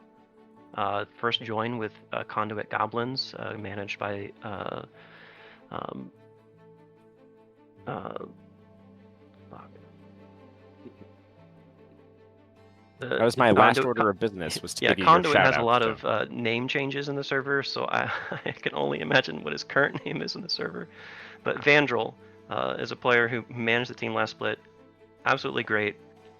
And he brought me in, and we had kind of a similar immediate success. And just being with Conduit since then has been very rewarding for me. Learning how genetics is running this org has been a pleasure. I've been in several orgs where someone in his position is just not active, but he's in there every day. He's managing problems. He's solving those problems. Conduit is not Conduit without him. Greatly appreciate his time. All the staff helping us, pulling in roles and helping people sub. I mean, I had so many people in the org sub for us on scrims. We had 3 subs on our team: Jake and WP, Bam, and Figgy. Great help for us. So many people helped. It was just, it's a great place to be. Definitely recommend it if you happen to see looking for position post. Good looks there, definitely. So I guess that's just another in the long list of things that were in your favor for this season, right? The fact that you had such a great org backing you up. I'm sure that helped quite a bit. GVG, do you have any other final thoughts, any other words for the stream that you wanted to share with us? No, I'm good. I'm happy. Well, thank you very much for stopping by for the interview. It certainly has been, yeah, and congratulations on picking up the title. Thank you. Well, guys, that was GVG victorious, the latest champion mid laner here in the Blue Water Platinum League. And it's really interesting to hear, how, the beginnings were so inauspicious, right? The fact that he was kind of throwing the team together at the last minute, but then it just ended up working out so beautifully for him. Pretty incredible stuff. Mm-hmm. Yeah, it's always good to have, a team, especially a team assembled at the last minute, come together like that. I was lucky enough to have that kind of experience. One of the teams I played on in Meta Shift, we were assembled like one of the last days, and we ended up making it really far for some godforsaken reason. That was a beautiful team. So I imagine it feels great. Well, Becky, I do want to thank you as well for joining us tonight. You also were coming in here on pretty short notice, ironically enough, while we're on the subject. So big credit to you for that. Thank you for being here tonight. Yeah, no problem. Always happy to be here. Did you have any other final thoughts, words for the stream, closing remarks? Because our draft players lost tonight, I can't plug drafts, but I will plug tomorrow.